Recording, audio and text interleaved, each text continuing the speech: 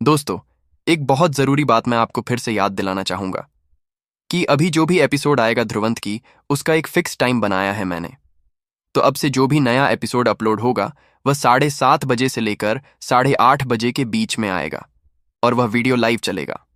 और लाइव खत्म होने के कुछ घंटों बाद वह वीडियो अनलिस्टेड कर दिया जाएगा। इसका मतलब यह है कि वीडियो लाइव होने के कुछ समय बाद वह चैनल पर नहीं दिखेगा। तो अगर आप उस वीडियो को बाद में सुनना चाहते हैं तो आप प्लेलिस्ट में जाकर सुन सकते हैं, या फिर आप लोग 7:30 बजे से लेकर 8:30 बजे के बीच में तैयार रहना और डेली वीडियो को देख लेना। और हाँ, हमारे नए चैनल स्टोरी ट्यूब बैक को सब्सक्राइब करना बिल्कुल भी ना भूलें, क्योंकि आगे की कहानी वहीं पर अपलोड होने वाला है। और दोस्तों, अगर आपने अभी तक लाइक नहीं किया है तो मेरी आपसे बस एक ही गुजारिश है कि कृपया मेरे इस एपिसोड को लाइक जरूर करें। दोस्तों, आपको एक लाइक करने में आपका कुछ नहीं लगता है, फिर भी कई लोग लाइक नहीं करते हैं, तो कृपया मेरे मेहनत के लिए एक लाइक जरूर करें। जब सारंगी, हारून और सुबीर का लाशिर और बाकी दो के साथ टकराव चल रहा था, क्षितिज में ध्रुवांश पहले ही आसमान में चमक चुका था। इस पल उसकी लाल लाल आंखें नीचे पतले लबादे में मस्कारा को कसकर घूर रही थीं और उसके पूरे शरीर से कातिलाना शक्ति उमड़ रही थी। ध्रुवांश को, जो जबरदस्त रौब बिखेर रहा था, बिना भाव के देखते हुए मस्कारा ने अपने सामने हवा में इशारा किया, जिससे दुनिया की चेतना शक्ति वहां से फट पड़ी। अगले पल करीब 30 मीटर चौड़ी चेतना शक्ति की किरण अचानक उसकी उंगली से चमकी। मस्कारा से उमड़ने वाली चेतना शक्ति की बेकाबू मात्रा इतने स्तर की थी कि सारंगी और बाकियों के चेहरों पर हल्का बदलाव आ गया। मस्कारा की चेतना शक्ति की जबरदस्त मात्रा उनकी तुलना में कहीं कहीं ज्यादा थी। उसकी ओर चमकती चेतना शक्ति की किरण को देखकर ध्रुवांश में चकमा देने का जरा सा निशान नहीं था। शैतानी स्तंभ को कसकर गले लगाते हुए उसके गले से नीची दहाड़ निकली और उसने इसे झटका दिया। जैसे अपनी ताकत से पहाड़ों को चीरना चाहता हो, उसने चेतना शक्ति की किरण पर जोर से प्रहार किया। आसमान में एक गहरी आवाज गूंजी, जिसने लोगों की खोपड़ी को सुन्न कर दिया, और शैतानी शक्ति शैतानी स्तंभ से उमड़कर आसमान और क्षितिज को ढकने लगी। शैतानी स्तंभ की लहर के नीचे अनंत दिखने वाली चेतना शक्ति की किरण हैरानी से चकनाचूर हो गई और आसमान को भरने वाली चमकती बिंदुओं में फट पड़ी। अनगिनत लोग इस नजारे को देखकर हैरानी में सांस खींचने लगे और सोचने लगे, मौजूदा ध्रुवांश वाकई बहुत जबरदस्त है। चमकते बिंदुओं से भरे आसमान के नीचे ध्रुवांश की आकृति बिजली की तरह सीधे चमकी। अगले पल वह पहले ही मस्कारा के ठीक सामने उभर चुका था और शैतानी स्तंभ से उमड़ती शैतानी शक्ति उसकी ओर चमकी। मस्कारा की बेजान आंखों में ठंडी चमक चमकी। अचानक उसने अपनी हथेली कसी और एक मुट्ठी जोर से मारी। मस्कारा की कर्कश आवाज गूंजी, शैतानी ड्रैगन की ताकत! उसकी मुट्ठी शैतानी स्तंभ पर जोर से टकराई और एक शैतानी ड्रैगन जैसे उसकी मुट्ठी के पीछे जमा होकर चल रहा था, जिसने क्रूर शक्ति उमड़ाई। टकराव की जगह से नंगी आंखों से दिखने वाली लहर फैली और मस्कारा के पैरों के नीचे की जमीन इंच इंच टूटने लगी, लहरों की तरह बिखरते हुए, जिसने आसपास की सीढ़ियों को ढाने पर मजबूर कर दिया। यह देखकर सारंगी और बाकी लोग तेजी से पीछे हटे, डरते हुए कि उनकी ओर आने वाला जबरदस्त हमला उन्हें कुचल न दे।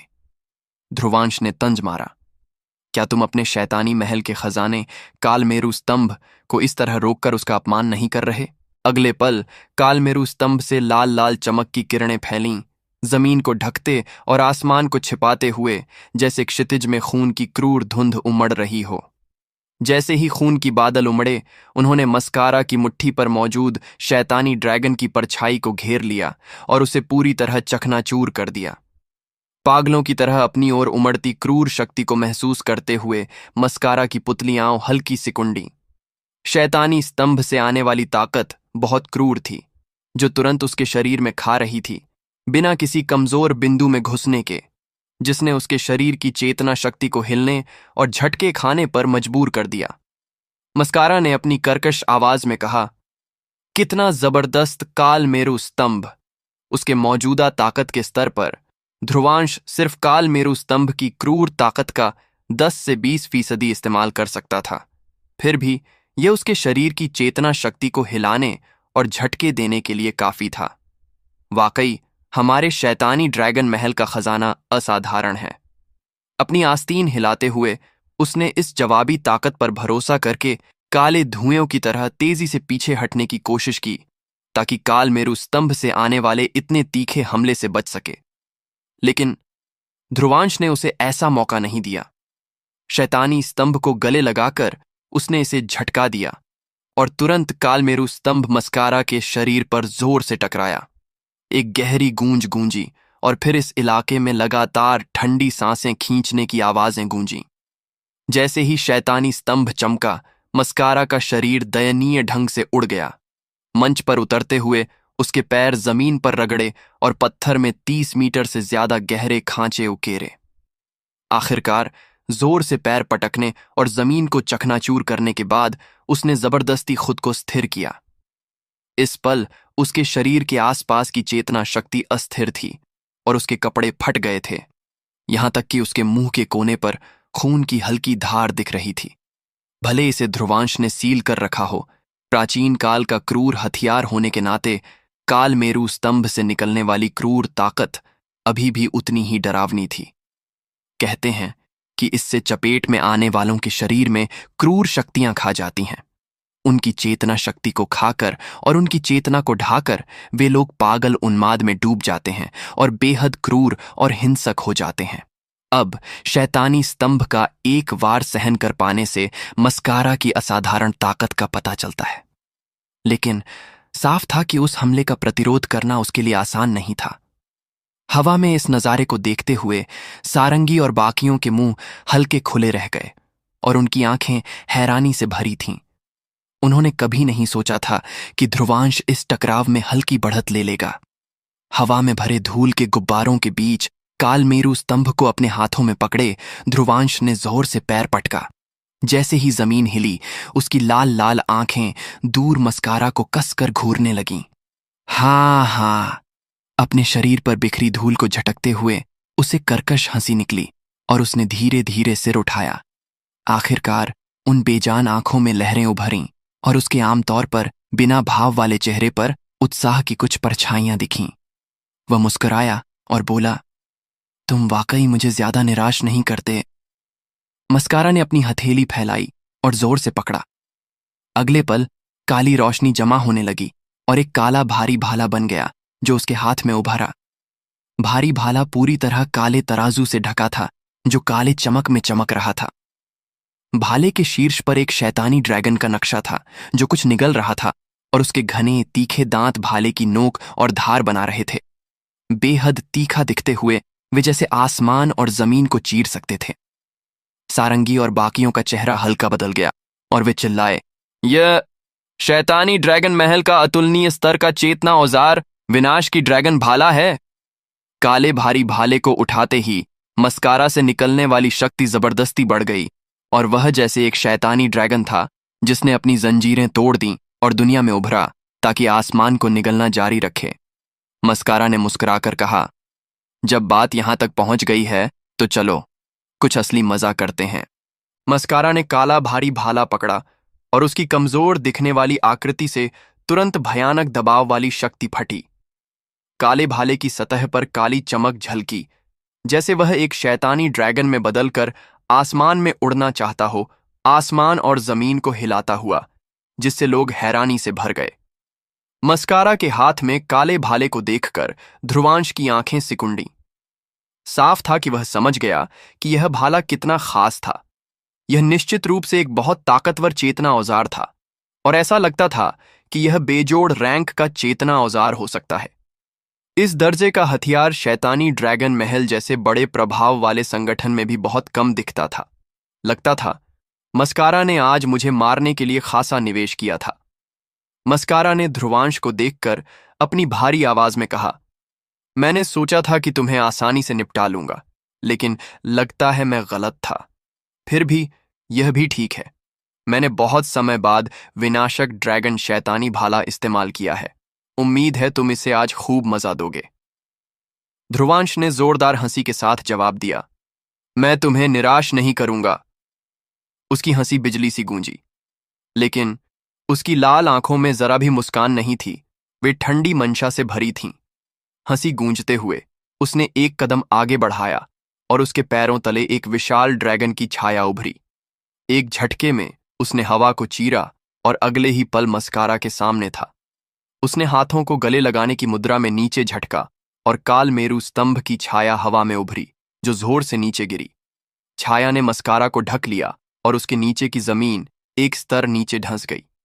मस्कारा ने सिर उठाकर नीचे गिरते शैतानी स्तंभ को देखा। उसने अपने भाले को जोर से कसा, एक कदम आगे बढ़ाया और आसमान में उड़ा। आसमान में चढ़कर मस्कारा ने भाला आगे मारा और इंद्रधनुष सा लहराया, जैसे एक शैतानी ड्रैगन आसमान में दहाड़ता और चीखता हुआ उड़ा। भाला काले शैतानी स्तंभ की ओर जोर से भिड़ा। साफ धातु की टक्कर की आवाज गूंजी और नंगी आंखों से दिखने वाली झटके की लहरें आसमान में फैलीं। लेकिन इस बार मस्कारा पहले जैसी बुरी हालत में नहीं था। उसने पैर की उंगलियों से हवा को टटोला और भाले में वापस आई डरावनी शक्ति को बिखेर दिया। उसने ध्रुवांश को बिना भाव के देखा और भारी आवाज में कहा, तो कालमेरु स्तंभ तुम्हारे हाथों में बस इतनी ही ताकत दिखा सकता है, हाँ? मस्कारा की बातों पर बेपरवाह रहते हुए ध्रुवांश ने एक कदम आगे बढ़ाया और कालमेरु स्तंभ तुरंत आसमान की ओर उड़ा। उसकी भयानक शक्ति आसमान को ढकते हुए फैली और वह तेजी से बड़ा होने लगा। कुछ सांसों में वह 300 मीटर से ज्यादा बड़ा हो गया। ध्रुवांश ने हाथ फैलाकर सामने की हवा को गले लगाया, जैसे वह शैतानी स्तंभ को पकड़ रहा हो, और जोर से नीचे झटका। आसपास का आयाम तुरंत मुड़ने और टेढ़ा होने लगा। उसके 3 किलोमीटर दायरे की हवा पूरी तरह फट गई और यह पूरा इलाका वैक्यूम बन गया। मस्कारा ने अचानक चिल्लाया, निगलने वाला ड्रैगन! उसके हाथ का शैतानी भाला कांपा और उससे काली रोशनी फटी जो आसमान को ढक रही थी। अगले ही पल वह मस्कारा के हाथों से उड़ा। ड्रैगन की दहाड़ के साथ काली रोशनी ने उसे घेरा और वह 1000 मीटर लंबा विशाल शैतानी ड्रैगन बन गया, जो हवा में लहराता और रेंगता था। आसमान में तैरते हुए उसने पूरे इलाके को ढक लिया। शैतानी ड्रैगन ने दहाड़ा और उसने अपने 300 मीटर लंबे ड्रैगन पंजे फैलाए नीचे गिरते शैतानी स्तंभ को पकड़ने के लिए। डरावनी ताकत के साथ उसकी विशाल ड्रैगन पूंछ जोर से कालमेरु स्तंभ की ओर झटकी। 2 विशाल चीजें जबरदस्त ताकत के साथ टकराईं, जिससे हैरान करने वाली शक्ति की लहरें फैलीं। यहां तक कि आसपास का आयाम भी ढहने के संकेत दिखाने लगा, जो टक्कर की भयानक ताकत को बता रहा था। यह प्राचीन काल के भयानक हथियार और बेजोड़ रैंक के चेतना औजार की टक्कर थी।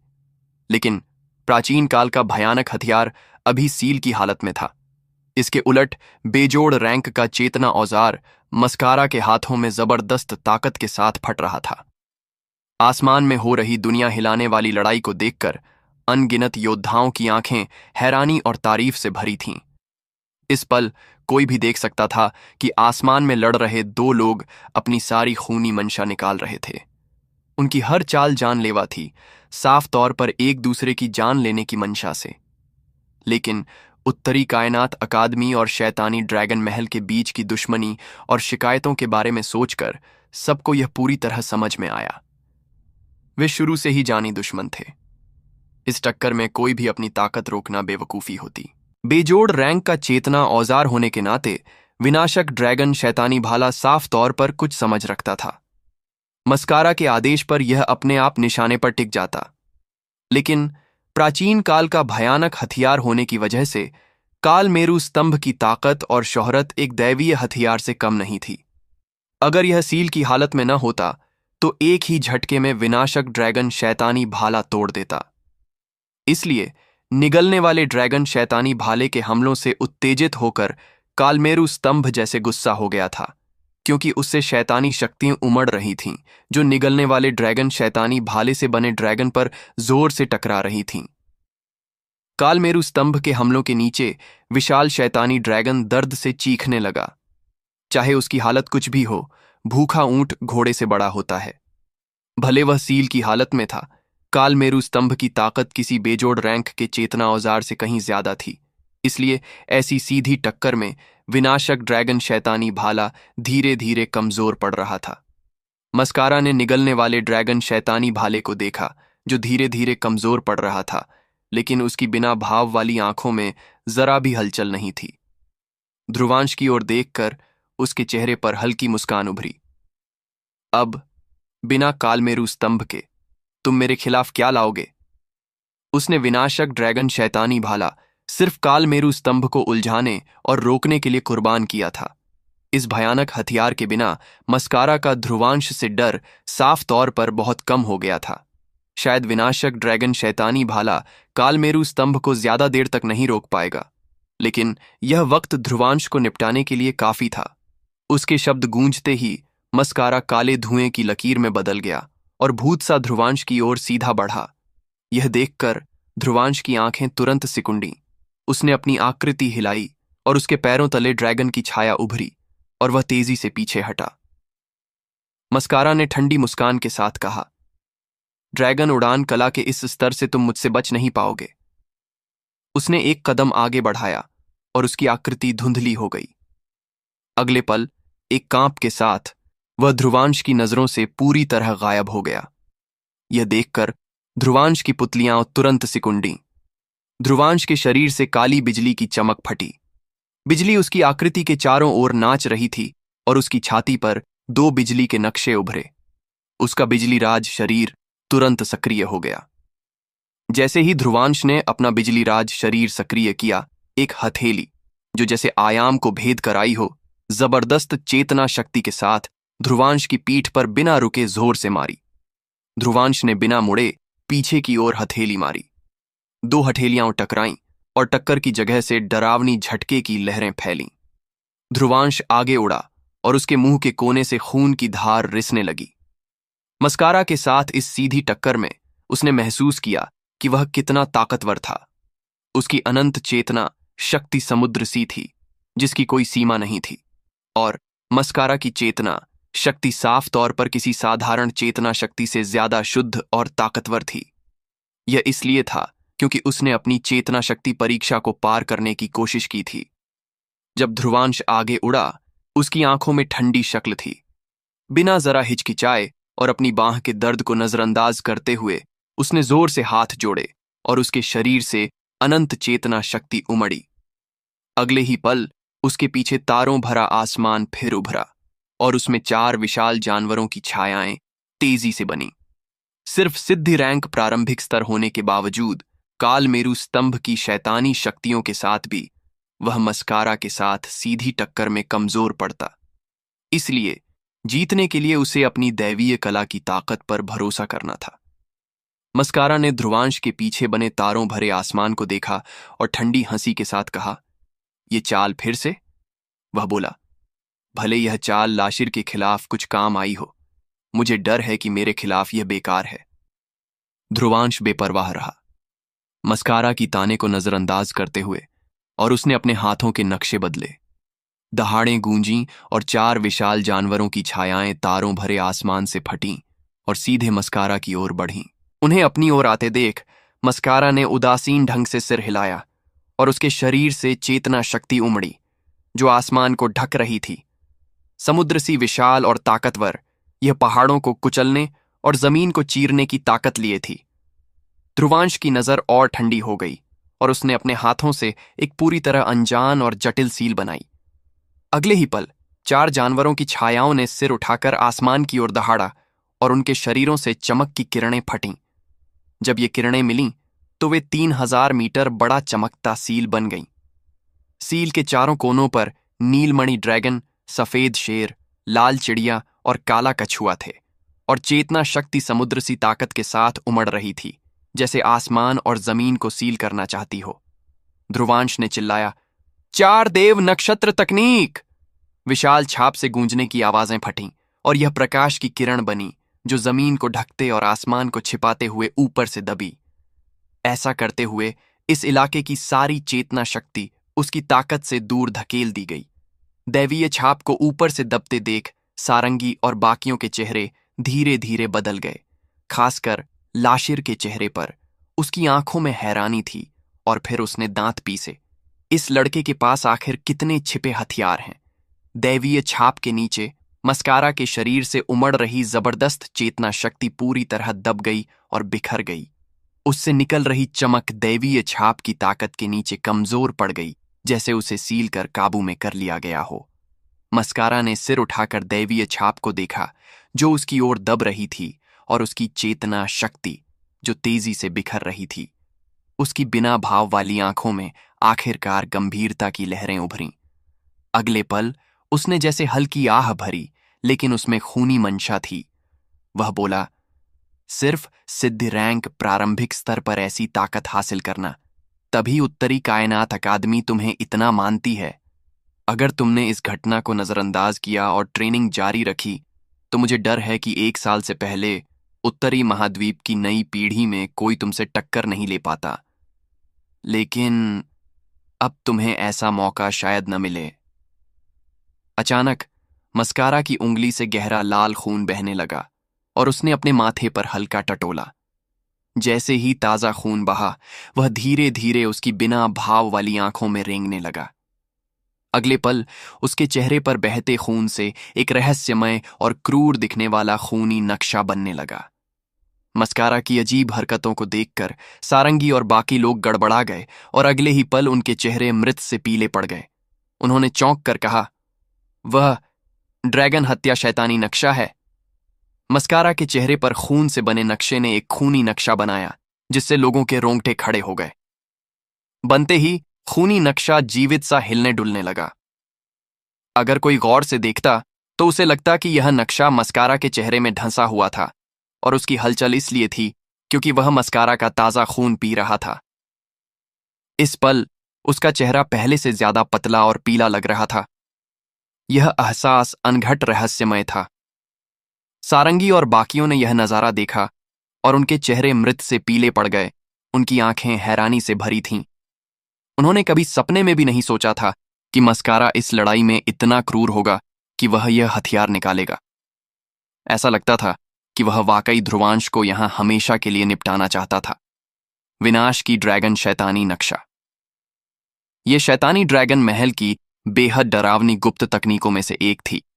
कहते हैं कि असली ड्रैगन के खून को शरीर में पालकर जब इसे सक्रिय किया जाता, तो शैतानी नक्शा मेजबान का खून पीकर खुद को मजबूत करता, जिससे मेजबान को बेहद डरावनी ताकत मिलती। इस गुप्त तकनीक में जबरदस्त ताकत थी, लेकिन इसके लिए जरूरी शर्तें भी बहुत सख्त थीं।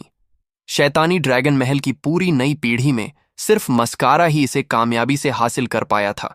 यहां तक कि मेलांग भी इसमें कामयाबी से बहुत दूर था। लेकिन पिछले कुछ सालों में यह पहली बार था कि सारंगी और बाकियों ने मस्कारा को निगलने वाला ड्रैगन शैतानी नक्शा सक्रिय करते देखा, क्योंकि पहले उसने उनके साथ टक्कर में भी इसे इस्तेमाल नहीं किया था। साफ था, ध्रुवांश को मारने की चाह मस्कारा के दिल में गहराई से बसी थी। अनगिनत डरी और हैरान नजरों के बीच मस्कारा ने अपनी बिना भाव वाली आंखें ऊपर से ढक रही दैवीय छाप की ओर बेपरवाह देखीं। उसने उंगली हिलाई और उसके चेहरे पर खूनी नक्शा धीरे धीरे छिलने लगा और तेजी से 300 मीटर ऊंचा हो गया। उसकी सतह पर खूनी चमक हिल रही थी और वह एक लिपटे हुए विशाल ड्रैगन सा लग रहा था, जिससे गुस्से भरी ड्रैगन दहाड़ निकली। मस्कारा ने बिना भाव के कहा, मरो। वह खूनी नक्शा सीधा ऊपर दब रही दैवीय छाप से टकराया और खूनी रोशनी क्षितिज पर फट पड़ी। इस पल वह दैवीय छाप, जो अभी कुछ देर पहले मस्कारा की चेतना शक्ति को टहनियों की तरह तोड़ रही थी, अब खूनी नक्शे से पूरी तरह रुक गई थी और 1 इंच भी आगे नहीं बढ़ पा रही थी। यह देखकर ध्रुवांश की आंखें सिकुंडी और उसके पूरे शरीर में ठंडी सिहरन दौड़ गई। इस पल उसे खूनी नक्शे से बेहद जानलेवा एहसास हो रहा था। खूनी नक्शा खून के जाल सा फैलने लगा और अपनी खूनी चमक से दैवीय छाप को खा रहा था। उस खुरचन के नीचे दैवीय छाप तेजी से कांपने लगी और उसकी विशाल ताकत धीरे धीरे कम होने लगी। साफ था, 4 दैवीय सील इस खूनी नक्शे का मुकाबला नहीं कर पा रही थीं। भले ध्रुवांश के पास अपने हथियार थे, मस्कारा के पास भी ऐसे हथियार थे जो स्थिति को उसके पक्ष में कर सकते थे। मस्कारा ने उदासीन मुस्कान के साथ कहा, टूट। उसने अचानक हाथ कसा और उसकी बिना भाव वाली आंखों में ठंडी चमक थी। खूनी नक्शा खूनी रोशनी की किरणों से फट पड़ा, जो खून के समुद्र सा था। इस खून के समुद्र की खुरचन के नीचे दैवीय छाप पल में पूरी तरह डूब गई।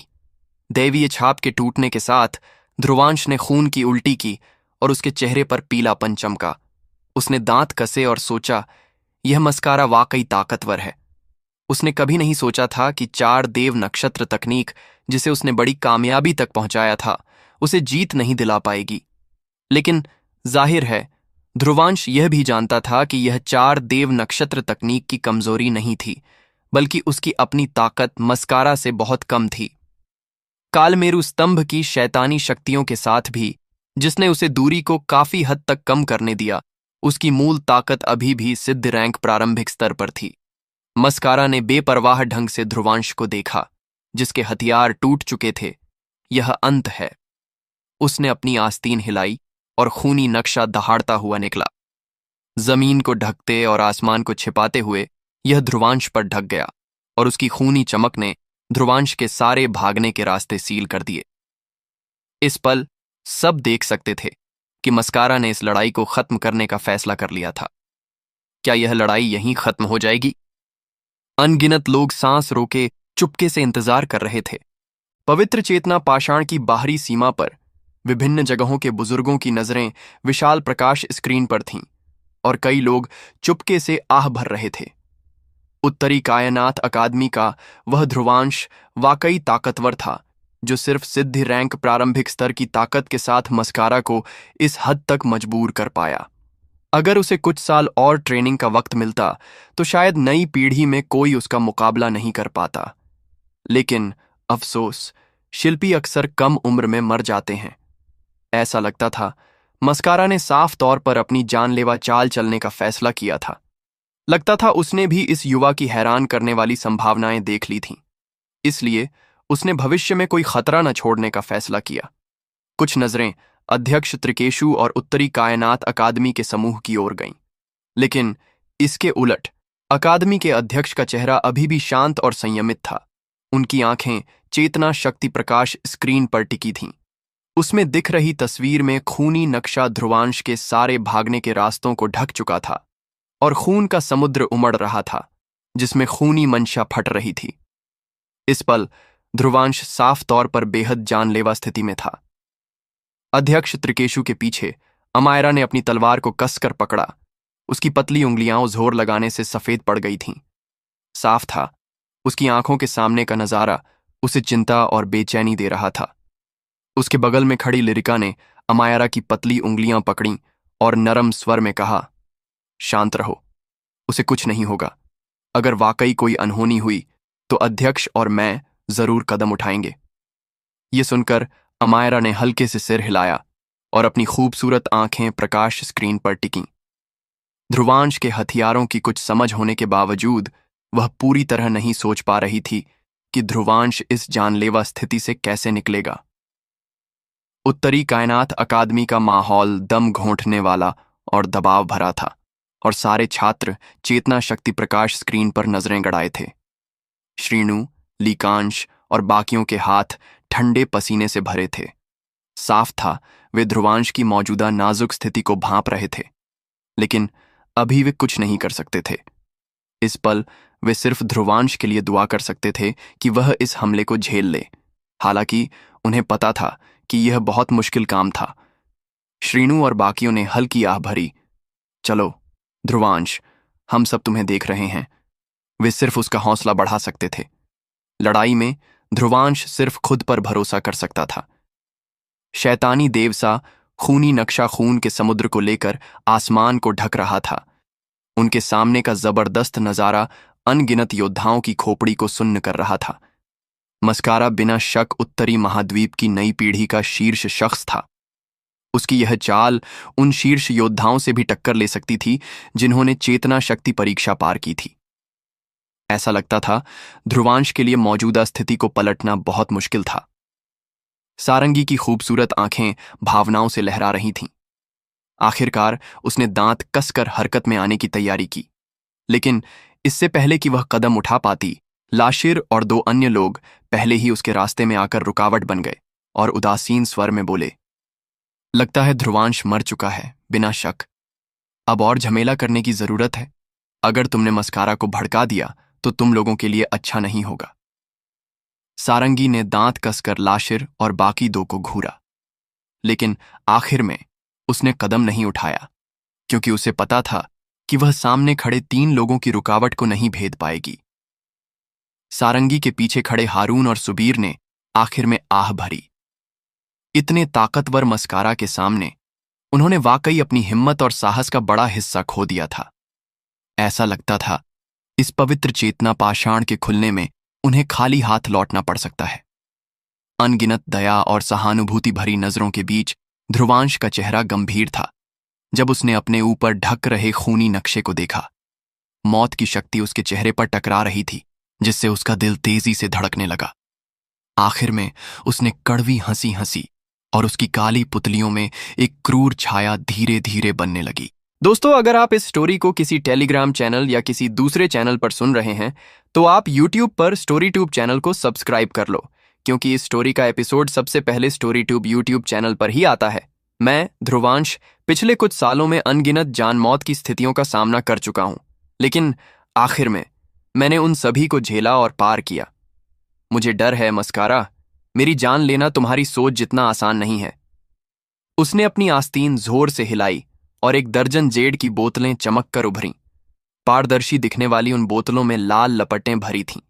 उसने उंगलियां हिलाकर एक के बाद एक सारी जेड की बोतलें तोड़ दीं, जिससे लाल लपटें तुरंत बाहर निकलीं। जैसे जैसे लपटों का आकार बढ़ा, वे लाल लपटों का समुद्र बन गईं, जो ध्रुवांश को केंद्र में लेकर आसमान में फैल गईं। जैसे ही तापमान आसमान छूने लगा, आसपास का आयाम मुड़ने और टेढ़ा होने लगा।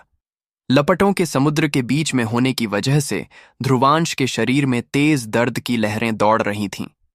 उन लपटों पर पूरी तरह काबू न होने की वजह से उन्हें हवा में छोड़ने से भी उसे चोट लग रही थी। कुछ लोगों ने शक भरी चीखें मारीं। ये क्या है? ध्रुवांश की हरकतों ने शक की चीखें पैदा कीं, क्योंकि साफ था कि कोई नहीं समझ पा रहा था कि वह क्या करने की योजना बना रहा था। सारंगी भी उसकी हरकतों को देखकर हल्की गड़बड़ा गई। उन जेड की बोतलों में लपटें वह थीं जो ध्रुवांश ने उससे इकट्ठा करने की खातिर मांगी थीं। उस समय उसे नहीं पता था कि वह इनका क्या करने वाला था। अब देखकर क्या वह इनका इस्तेमाल मस्कारा के शैतानी नक्शे से टक्कर लेने के लिए कर रहा है? यह तो बिल्कुल असंभव है। यह तो छोड़ो कि वह उन लपटों पर काबू भी नहीं कर सकता। भले यह मुमकिन हो, सिर्फ इन लपटों से मस्कारा के हमलों का मुकाबला करना असंभव है। ध्रुवांश ने उन शक भरी नजरों को नजरअंदाज किया और फैलती लाल लपटों को देखता रहा। अपने शरीर में उठते तेज जलन के दर्द को नजरअंदाज करते हुए उसने गहरी सांस ली और हवा में बैठ गया। उसने हथेली फैलाई और उसमें बैंगनी रंग की लपट धीरे धीरे उभरी। यह प्राचीन अमर रोशनी थी। उस दिन जब ध्रुवांश ने श्रीणु और लीकांश के शरीर से जहर निकाला था, उसने नजीरा से ढेर सारी प्राचीन अमर रोशनी हासिल की थी। यह प्राचीन अमर रोशनी वह दैवीय लपट थी जो नजीरा अपनी तब्दीली के बाद अपने शरीर में पैदा कर सकती थी। पहले मिली प्राचीन अमर रोशनी के मुकाबले इसकी ताकत कई गुना ज्यादा थी, इसलिए यह ध्रुवांश का आखिरी हथियार था। उसने एक हाथ से सील बनाई और गहरी दहाड़ के साथ उसकी हथेली से एक चूसने वाली ताकत फटी। जैसे ही चूसने वाली ताकत फटी, आसपास की लाल लपटें दहाड़ती हुईं एक साथ जमा हुईं और आखिर में लपटों का खंभा बनकर ध्रुवांश की हथेली की ओर बढ़ी। वहां मौजूद लपट का बीज हल्के से कांपा और उसने हर लपट को साफ साफ निगल लिया जो उसके संपर्क में आई। कुछ सांसों में आसपास फैला लाल लपटों का समुद्र पूरी तरह गायब हो गया। ध्रुवांश की हथेली में मौजूद प्राचीन अमर रोशनी कुछ और बड़ी हो गई थी और उसका गहरा बैंगनी रंग बेहद रहस्यमय लग रहा था। जैसे ही ध्रुवांश की हथेली में लपट का बीज उमड़ा और बड़ा हुआ, उसकी रोशनी ने ध्रुवांश के चेहरे को रोशन किया, जिससे वह बहुत गहरा लग रहा था। सिर उठाकर ध्रुवांश ने दूर खड़े मस्कारा की ओर हल्की मुस्कान भेजी, लेकिन वह मुस्कान ठंडी थी, जिसमें जरा भी भाव नहीं था। सबको हैरान करने वाली चाल चलने के बाद ध्रुवांश ने अपनी हथेली उठाई और उस बेहद डरावनी बैंगनी लपट को सीधे अपने मुंह में निगल लिया। वह बोला, जब तुम मेरी जान चाहते हो तो मैं तुम्हारा साथ दूंगा। देखते हैं आखिर कौन यहां दफन होगा। सारंगी और बाकी लोग ध्रुवांश को हैरानी से देख रहे थे। जब उसने बैंगनी लपटों का गुच्छा अपने शरीर में निगल लिया, उनके चेहरों पर तुरंत हैरानी छा गई। भले उन्हें ठीक ठीक नहीं पता था कि वह छोटा सा बैंगनी लपटों का गुच्छा क्या था, लेकिन कुछ देर पहले आसमान को ढकने वाली लाल लपटें पूरी तरह उसमें समा गई थीं। साफ था, वह चीज बिल्कुल असाधारण थी, लेकिन इस पल ध्रुवांश ने उसे ऐसे ही निगल लिया था। ऐसी हरकत जो मौत को न्योता देने जैसी थी, ने सबको उसे गड़बड़ाहट में घूरने पर मजबूर कर दिया। कुछ लोग तो यह भी सोचने लगे कि ध्रुवांश को अपनी मौत का एहसास हो गया था और इसलिए उसने आत्महत्या के लिए लपटें निगल ली थीं। दूर खड़ा मस्कारा इस नज़ारे को देखकर अपनी भौहें सिकोड़ रहा था। जाहिर है वह ऐसी हास्यास्पद सोच पर यकीन नहीं करता था, क्योंकि ध्रुवांश का स्वभाव जिद्दी था। मौत के मुहाने पर भी वह पूरी ताकत से लड़ेगा, चाहे कितनी चोटें लगें या कितना खून बहे। आत्महत्या जैसी हास्यास्पद हरकत उसकी चालों में शामिल नहीं थी। मस्कारा की आंखों में सतर्कता की छाया चमकी और वह सोचने लगा, इसमें जरूर कुछ गड़बड़ है।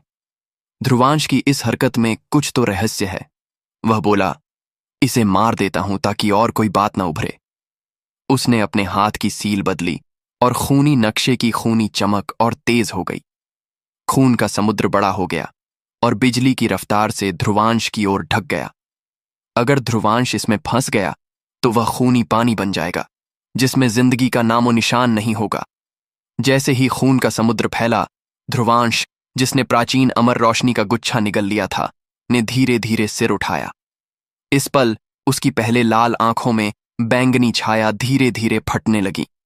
उसकी त्वचा पर भी बैंगनी चमक थी और उसका पूरा शरीर हल्का लेकिन तेजी से कांप रहा था।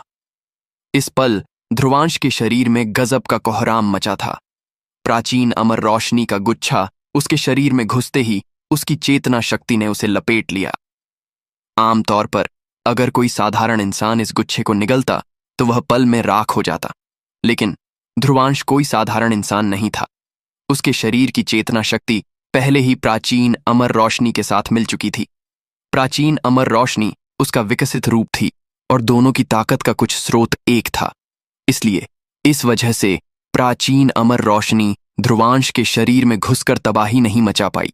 ध्रुवांश की चेतना शक्ति ने बैंगनी लपटों के गुच्छे को लपेटा और अंदर से उबलती लहरें उभरीं, जैसे कोई झील उमड़ रही हो। बैंगनी लपटों के छोटे छोटे बीज टूटकर इधर उधर तैरने लगे और आखिर में चेतना शक्ति के साथ मिल गए। जैसे ही दोनों मिले, ध्रुवांश की चेतना शक्ति जैसे कोई ताकतवर दवा खा गई हो, पागलपन से फैलने लगी। आखिर में वह दहाड़ती लपटों में बदल गई और उसके शरीर में तेज रफ्तार से घूमने लगी। उसके शरीर में ज्वालामुखी सी अनघट ताकत फटी। यह ताकत जैसे पल में उभरी थी, जिससे ध्रुवांश अपनी चेतना शक्ति पर काबू खो बैठा। इस पल उसके शरीर की चेतना शक्ति बेकाबू जंगली घोड़े सी थी, पूरी तरह बेलगाम। वह उन्मादी ढंग से घूम रही थी और ध्रुवांश उसे पूरी तरह काबू नहीं कर पा रहा था। यह बहुत बेकाबू थी। ध्रुवांश के शरीर की नसों में तेज दर्द की लहरें दौड़ रही थीं। अच्छा हुआ कि उसने बिजली राज शरीर में छोटी कामयाबी हासिल कर ली थी, जिससे उसका शरीर पहले से कहीं ज्यादा मजबूत और सहनशील हो गया था। वरना इन शक्तियों के घूमने के झटकों को झेलना उसके लिए पूरी तरह असंभव होता। ध्रुवांश की भारी सांसें गूंजीं और उसने अपनी बैंगनी छाया वाली आंखों से अपने ऊपर ढक रहे शैतानी नक्शे को देखा। उनमें जरा भी डर या घबराहट नहीं थी, बल्कि थोड़ा पागलपन नाच रहा था। इस पल उसके शरीर की शक्तियां बाहर निकालनी थीं, वरना उसका शरीर उन्हें अंदर दबाकर नहीं झेल पाता। इसीलिए मस्कारा के डरावने हमले के सामने ध्रुवांश ने चकमा देने या पीछे हटने की बजाय जोर से एक कदम आगे बढ़ाया और मुट्ठी मारी। यह सिर्फ एक सीधी मुट्ठी थी, बिना किसी दिखावे के, जो उसकी ओर गिर रहे विशाल खूनी नक्शे की ओर जोर से बढ़ी। मुट्ठी मारते ही चेतना शक्ति तूफान सी उमड़ी और आसमान को ढकते हुए फैली। उमड़ती चेतना शक्ति में कोई साफ देख सकता था कि बैंगनी लपटों के छोटे छोटे बीज हल्के से कांप रहे थे। ध्रुवांश की मुट्ठी के नीचे आसपास का आयाम मुड़ने और टेढ़ा होने लगा। दूर खड़े सारंगी, लाशिर और बाकियों ने ठंडी सांस खींची। उसकी मुट्ठी में ऐसी डरावनी ताकत कैसे हो सकती है? बैंगनी लपटों वाली चेतना शक्ति, जो बैंगनी लपटों के समुद्र सी थी, सीधे खून के समुद्र से टकराई। लेकिन इस बार पहले अजेय लगने वाला खून का समुद्र अचानक खूनी धुंध से फट पड़ा और नंगी आंखों से दिखने वाली रफ्तार से पिघलने लगा। जैसे ही बैंगनी लपटों के बीज खूनी नक्शे पर गिरे, उसका ताजा खून तुरंत कानों को चीरने वाली चीखों के साथ फट पड़ा, जैसे वह बेहद दुख में चीख रहा हो।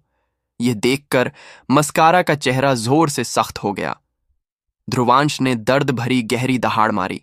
जला दो इसे! उसके शरीर के कपड़े तुरंत राख हो गए।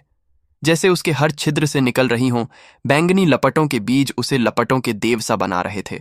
उसने मुट्ठी कांपते हुए फिर से शैतानी नक्शे पर जोर से मारी। शैतानी नक्शे के खूनी नक्शे अचानक बैंगनी लपटों से जलने लगे।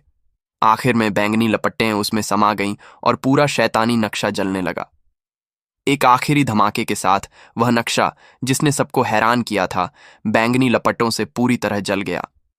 मस्कारा के मुंह से ताजा खून उछला, ठीक वैसे ही जैसे पहले ध्रुवांश के साथ हुआ था। लेकिन इस बार उसका चेहरा पहले से भी ज्यादा मृत सा पीला था और उसकी बिना भाव वाली आंखों में हैरानी फट पड़ी। वह बिल्कुल नहीं सोच पा रहा था कि उसका निगलने वाला ड्रैगन शैतानी नक्शा ध्रुवांश की मुट्ठी से साफ जल जाएगा। वह चिल्लाया, यह कैसे मुमकिन है? मस्कारा के दिल में तूफानी लहरों सी उथल पुथल और हैरानी थी और वह अब अपनी उदासीन शक्ल बनाए नहीं रख पा रहा था। उसी समय इस नजारे को देखने वाले अनगिनत लोग हैरानी और आश्चर्य से भर गए। किसने सोचा था कि स्थिति इतनी जल्दी पूरी तरह पलट जाएगी? हैरानी और आश्चर्य भरी नजरें बैंगनी लपटों की ओर गईं, जहां एक नंगा शख्स खड़ा था। अपनी पतली काया दिखाते हुए वह युवा लपटों के देव सा बाहर निकला और उसकी आंखों में बैंगनी मंशा और गहरी हो गई। उसने शैतानी नक्शे पर मुट्ठी मारी और फिर पागलपन भरी आंखों से दूर खड़े मस्कारा की ओर देखा। उसके शरीर की शक्तियां अभी भी पूरी तरह बाहर नहीं निकली थीं। अगर यह ज्यादा देर तक रुका तो वह और नहीं झेल पाएगा। ध्रुवांश ने जोर से चिल्लाया, मस्कारा, मेरी एक और मुट्ठी आजमाओ। उसकी दहाड़ आसमान में गूंजी और उसने एक कदम आगे बढ़ाया। जोर से थपकी मारते हुए चेतना शक्ति बिना जरा रुके उसकी हथेली से दहाड़ी। तुरंत सबने देखा कि ध्रुवांश की हथेली से बैंगनी रोशनी की किरण निकली। जैसे दुनिया की लहरों को चीरती हो, वह सीधे मस्कारा की ओर बढ़ी। इस हथेली को देखकर सारंगी और बाकियों की खोपड़ी सुन्न पड़ गई। वे बिल्कुल नहीं समझ पा रहे थे कि ध्रुवांश की ताकत अचानक इतनी कैसे बढ़ गई। यह बेकाबू चेतना शक्ति उस चेतना शक्ति से पूरी तरह अलग थी जो उसने पहले दिखाई थी। ये ताकत आखिर कहां से आई? उनके दिमाग में अनगिनत शक और सवाल उभरे जब बैंगनी लपटों वाली रोशनी की किरण क्षितिज को चीरती हुई मस्कारा की ओर ढक गई। इस समय मस्कारा ने बैंगनी लपटों वाली डरावनी रोशनी की किरण को देखा और उसकी नजरों में क्रूरता धीरे धीरे उभरी। उसे यकीन नहीं था कि वह एक सिद्ध रैंक प्रारंभिक स्तर के लड़के से हार जाएगा। पिछले कुछ सालों में वह आखिरकार उत्तरी महाद्वीप की नई पीढ़ी का नंबर एक शख्स बना था। इसके लिए शैतानी ड्रैगन महल के क्रूर और बेरहम नियमों की वजह से उसके साथ ट्रेनिंग करने वाले साथी एक एक करके उसके ही हाथों मरे थे। उसने उनकी ताकत को अपनी ताकत में ढाला था, क्योंकि शैतानी ड्रैगन महल जैसे जगह में किसी के लिए भी क्रूर और बेरहम होना जरूरी था, यहां तक कि उन साथियों के लिए भी जो कभी करीबी थे, क्योंकि शैतानी ड्रैगन महल सिर्फ सबसे क्रूर नियम की वकालत करता था ताकि एक असली योद्धा तैयार हो। मस्कारा ने क्रूर आवाज में दहाड़ा, तुम में मुझे खत्म करने की काबिलियत नहीं है। उसके काले बाल बिखर गए जैसे वह बेकाबू शैतान हो। अगले पल लंबी दहाड़ के साथ चेतना शक्ति बिना जरा रुके उमड़ी और आसमान को ढकते हुए पूरे क्षितिज को घेर लिया। जैसे ही उसकी चेतना शक्ति उमड़ी, वह एक विशाल शैतानी ड्रैगन में बदली। आसमान में उड़ते हुए वह क्षितिज को पार कर गई और अनगिनत हैरान नजरों के बीच बैंगनी लपटों वाली रोशनी की किरण से सीधे टकरा गई। टक्कर के पल में आसमान और जमीन कांपने लगे। दो डरावनी शक्तियां जोर से टकराईं और दोनों एक दूसरे को खा रही थीं, तेजी से खत्म हो रही थीं। लेकिन दोनों शक्तियों में साफ था कि बैंगनी लपटों वाली रोशनी की किरण ज्यादा ताकतवर थी। जैसे ही बैंगनी लपटें उठीं, उन्होंने मस्कारा की सारी चेतना शक्ति को जला दिया। बैंगनी लपटों वाली रोशनी की किरण धीरे धीरे पास आ रही थी, लेकिन वह भी तेजी से खत्म हो रही थी। सबने ध्रुवांश और मस्कारा के इन पूरी ताकत वाले हमलों को गड़ाए देखा। बैंगनी लपटों वाली रोशनी की किरण ने शैतानी ड्रैगन सी चेतना शक्ति को मस्कारा तक धकेल दिया, लेकिन जब वह मस्कारा से 3 मीटर दूर थी, उसकी शक्ति आखिरकार खत्म हो गई। आखिर में शैतानी ड्रैगन सी चेतना शक्ति के साथ दोनों हवा में बिखर गईं। मस्कारा ने चीखा, तुम हार गए। भले उसे नहीं पता था कि ध्रुवांश ने ऐसी डरावनी शक्ति कैसे फटाई। उसे यकीन था कि यह किसी बाहरी ताकत पर निर्भर थी और ध्रुवांश ने इसके लिए भारी कीमत चुकाई थी। इस पल ध्रुवांश कागज सा पीला था। साफ था, उसके पास अब लड़ने की ताकत नहीं बची थी। अगर वह ध्रुवांश के सबसे ताकतवर हमले को झेल लेता तो इस लड़ाई का नतीजा तय हो जाता। ध्रुवांश ने अपना मृत सा पीला चेहरा उठाया और मस्कारा को देखा, लेकिन इस पल उसके मुंह के कोने पर ताने भरी मुस्कान उभरी। वह बोला, जो हारा वह तुम हो। यह सुनकर मस्कारा की पुतलियां जोर से सिकुड़ी और उसने देखा कि नष्ट हुई बैंगनी रोशनी की किरण में से एक छोटी काली रोशनी की किरण अचानक निकली। अगले ही पल अनघट रफ्तार से उसने आयाम को चीरा। इतनी कम दूरी में मस्कारा कोई रक्षा नहीं कर पाया और काली रोशनी की किरण सीधे उसके माथे की ओर बढ़ी। मस्कारा के माथे पर एक काला छेद बन गया और उसका शरीर तुरंत जम गया। उसकी ओर टकटकी लगाए अनगिनत नजरें भी जम गईं। पवित्र चेतना पाषाण के अंदर और बाहर और उत्तरी कायनात अकादमी में, इन तीनों जगहों का माहौल रुक गया। 9 आकाशीय सीढ़ियों पर सबने अपनी आंखें फैलाकर उस नजारे को गड़बड़ाहट में देखा जो उनके सामने हुआ था। एक अनघट एहसास ने उनके दिमाग को भर दिया, जिससे वे अपने चेहरों पर कोई सटीक भाव नहीं ला पाए। यह नजारा वाकई बहुत अकल्पनीय था। सारंगी के होंठ हल्के खुले थे जब उसने मस्कारा को देखा, जिसके माथे पर काला छेद था, और उसने अनियंत्रित ढंग से अपने मुंह को हाथ से ढक लिया। उसके बगल में हारून, सुबीर और बाकियों के चेहरों पर भी वैसी ही शक्ल थी। उनकी आंखों की हैरानी उनके दिमाग के झटके को बता रही थी। लासिर की नजरें खाली और सुन्न थीं, और फिर उसके दिल में ठंडी सिहरन दौड़ी। हवा में तैरते अर्धनंगे युवा को देखकर उसकी आंखों की गहराई से डर उभरने लगा। यह युवा, जिसकी ताकत सिर्फ सिद्ध रैंक प्रारंभिक स्तर दिखती थी, ने वाकई उसमें आतंक का एहसास पैदा कर दिया था। वह मस्कारा था। वह उत्तरी महाद्वीप की नई पीढ़ी का सबसे बड़ा शख्स था, लेकिन उसकी हार हो गई। जब यह नजारा उत्तरी महाद्वीप में फैलेगा तो कितना झटका देगा। क्षितिज के पार ध्रुवांश की आंखों में बैंगनी मंशा तेजी से बिखर रही थी और उसके पूरे शरीर में कमजोरी की गहरी लहर फैल रही थी, लेकिन दांत कसकर उसने खुद को गिरने नहीं दिया और अपनी बेहद ठंडी नजरें दूर जम चुकी आकृति पर डालीं। उसकी उंगली से काली छाया तेजी से बिखरी। बैंगनी लपटों वाली रोशनी की किरण में छिपा हमला ठीक उसकी दैवीय काली बिजली उंगली था। सबसे अप्रत्याशित समय में आया हमला आखिरकार उस जबरदस्त और खतरनाक लड़ाई को खत्म कर गया। ध्रुवांश की नजर मस्कारा के शरीर पर बेपरवाह थी। इस पल उसकी आंखें अभी भी खुली थीं और उसके चेहरे पर हैरानी के अवशेष थे। उसके माथे पर वहां मौजूद खूनी छेद से काला खून बह रहा था और काली छाया वहां से तेजी से फैल रही थी, जो उसके पूरे शरीर में फैल गई। काली बिजली का जहर पहले ही मस्कारा के शरीर को खा चुका था। चाहे मस्कारा कितना भी ताकतवर हो, ऐसा हमला उसकी जान लेने के लिए काफी था। मस्कारा के शरीर पर अचानक नक्शे उभरे। एक धमाके के साथ उसका शरीर हवा में फट गया। खूनी धुंध आसमान में उठी और उसमें से एक चेतना रोशनी चुपके से निकली। ध्रुवांश के पैरों तले ड्रैगन की छाया उभरी और एक चमक के साथ वह दूर आसमान में दिखा। उसने हथेली हिलाई और चेतना शक्ति उससे उमड़ी, जो प्रकाश की स्क्रीन बनी और भागती चेतना रोशनी को उसके हाथों में पकड़ लिया। चेतना रोशनी में एक भ्रामक सा शिशु था। वह मस्कारा की अंतरात्मा थी और उस अंतरात्मा का चेहरा आखिरकार हैरानी से भर गया था। ध्रुवांश ने अपने हाथों में अंतरात्मा को बिना जरा दया के देखा और उदासीन स्वर में बोला, अब कोई और है जो तुम्हें बचा सकता है? मस्कारा की अंतरात्मा से चीख भरी आवाज निकली, तुम जीत चुके हो ध्रुवांश, और क्या चाहिए? उसकी आवाज में अनकल्पनीय डर और आतंक था। इस पल साफ था कि वह पहले जैसी शांति और संयम नहीं रख पा रहा था। उसकी अंतरात्मा ध्रुवांश के हाथों में थी और अब वह वाकई उसकी जान ले सकता था। ध्रुवांश ने मुस्कुराकर जवाब दिया, इन पिछले सालों में पता नहीं कितने उत्तरी कायनात अकादमी के छात्र तुम्हारे हाथों मरे। तुम्हें क्या लगता है मैं क्या कर रहा हूं?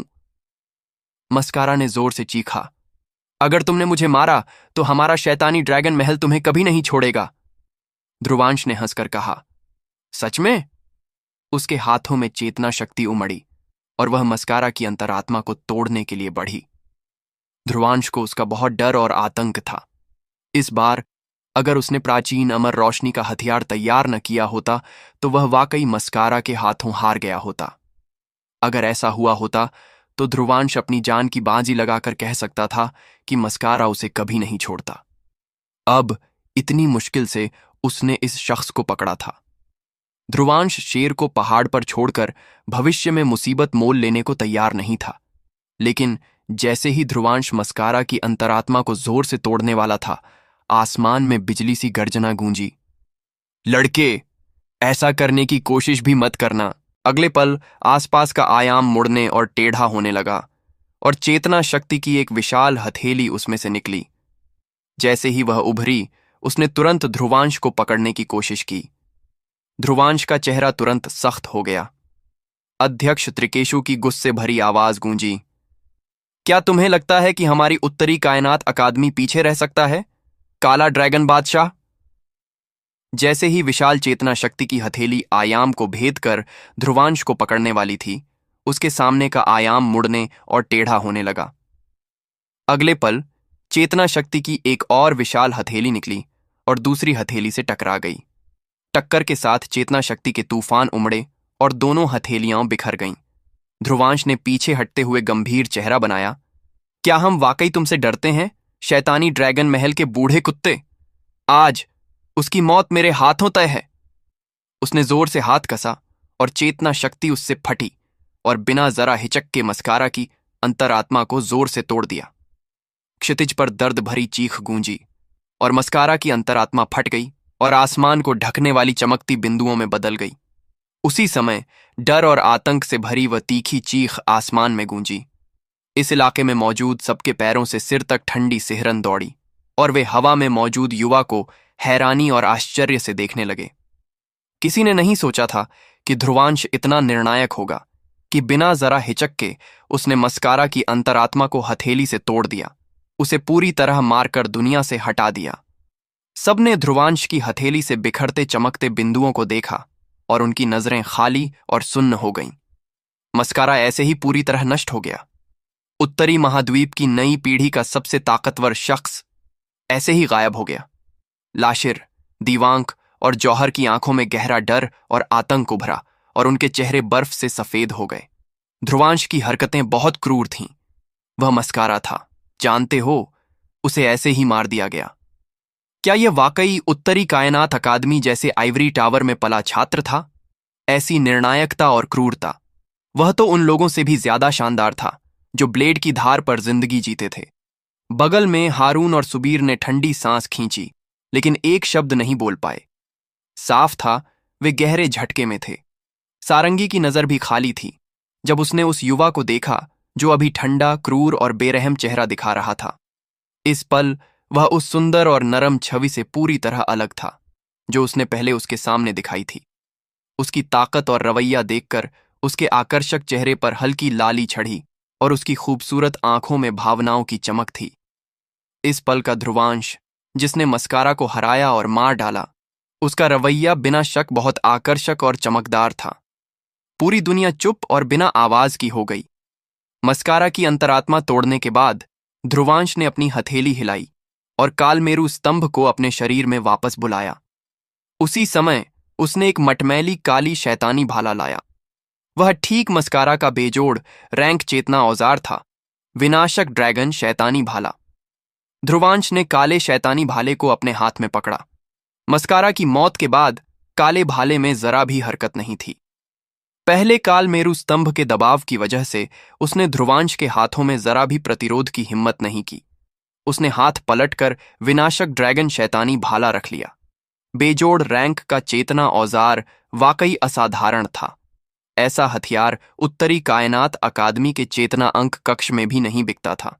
अब उसके हाथ में आकर ध्रुवांश इसे जाहिर है नहीं देता।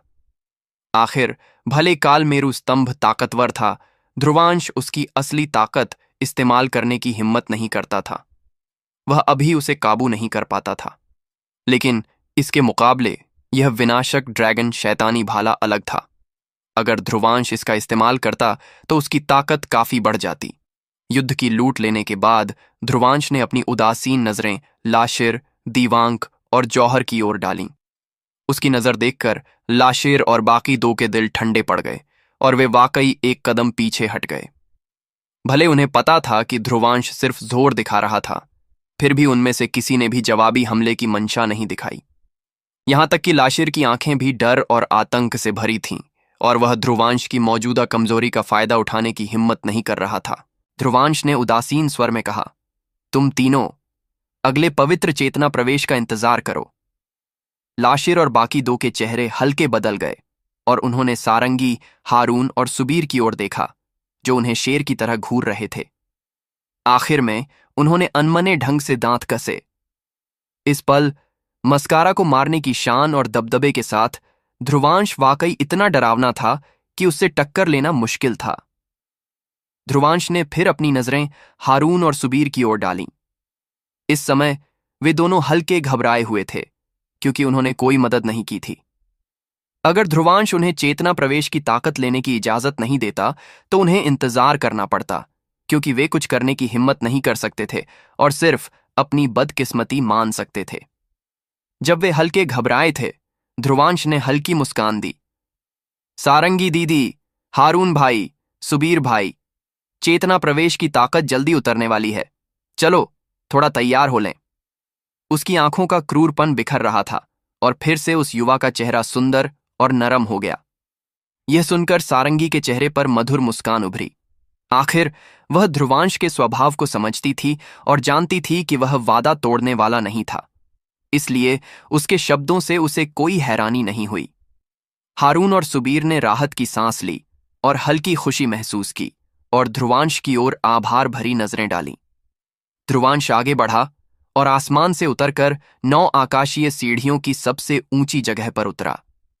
पीछे पीछे सारंगी और बाकी दो भी उड़े और उसके थोड़ा नीचे वाले मंच पर उतरे। वह जगह उनकी पहले की स्थिति से ऊंची थी, जिससे चेतना प्रवेश की ताकत काफी बढ़ जाती। सबसे ऊंची जगह जाहिर है ध्रुवांश के लिए छोड़ी गई थी और किसी को इस पर कोई शिकायत नहीं थी। बैठते हुए ध्रुवांश ने सिर उठाकर आसमान में ऊंचे तैर रहे विशाल रोशनी के गुच्छे को देखा।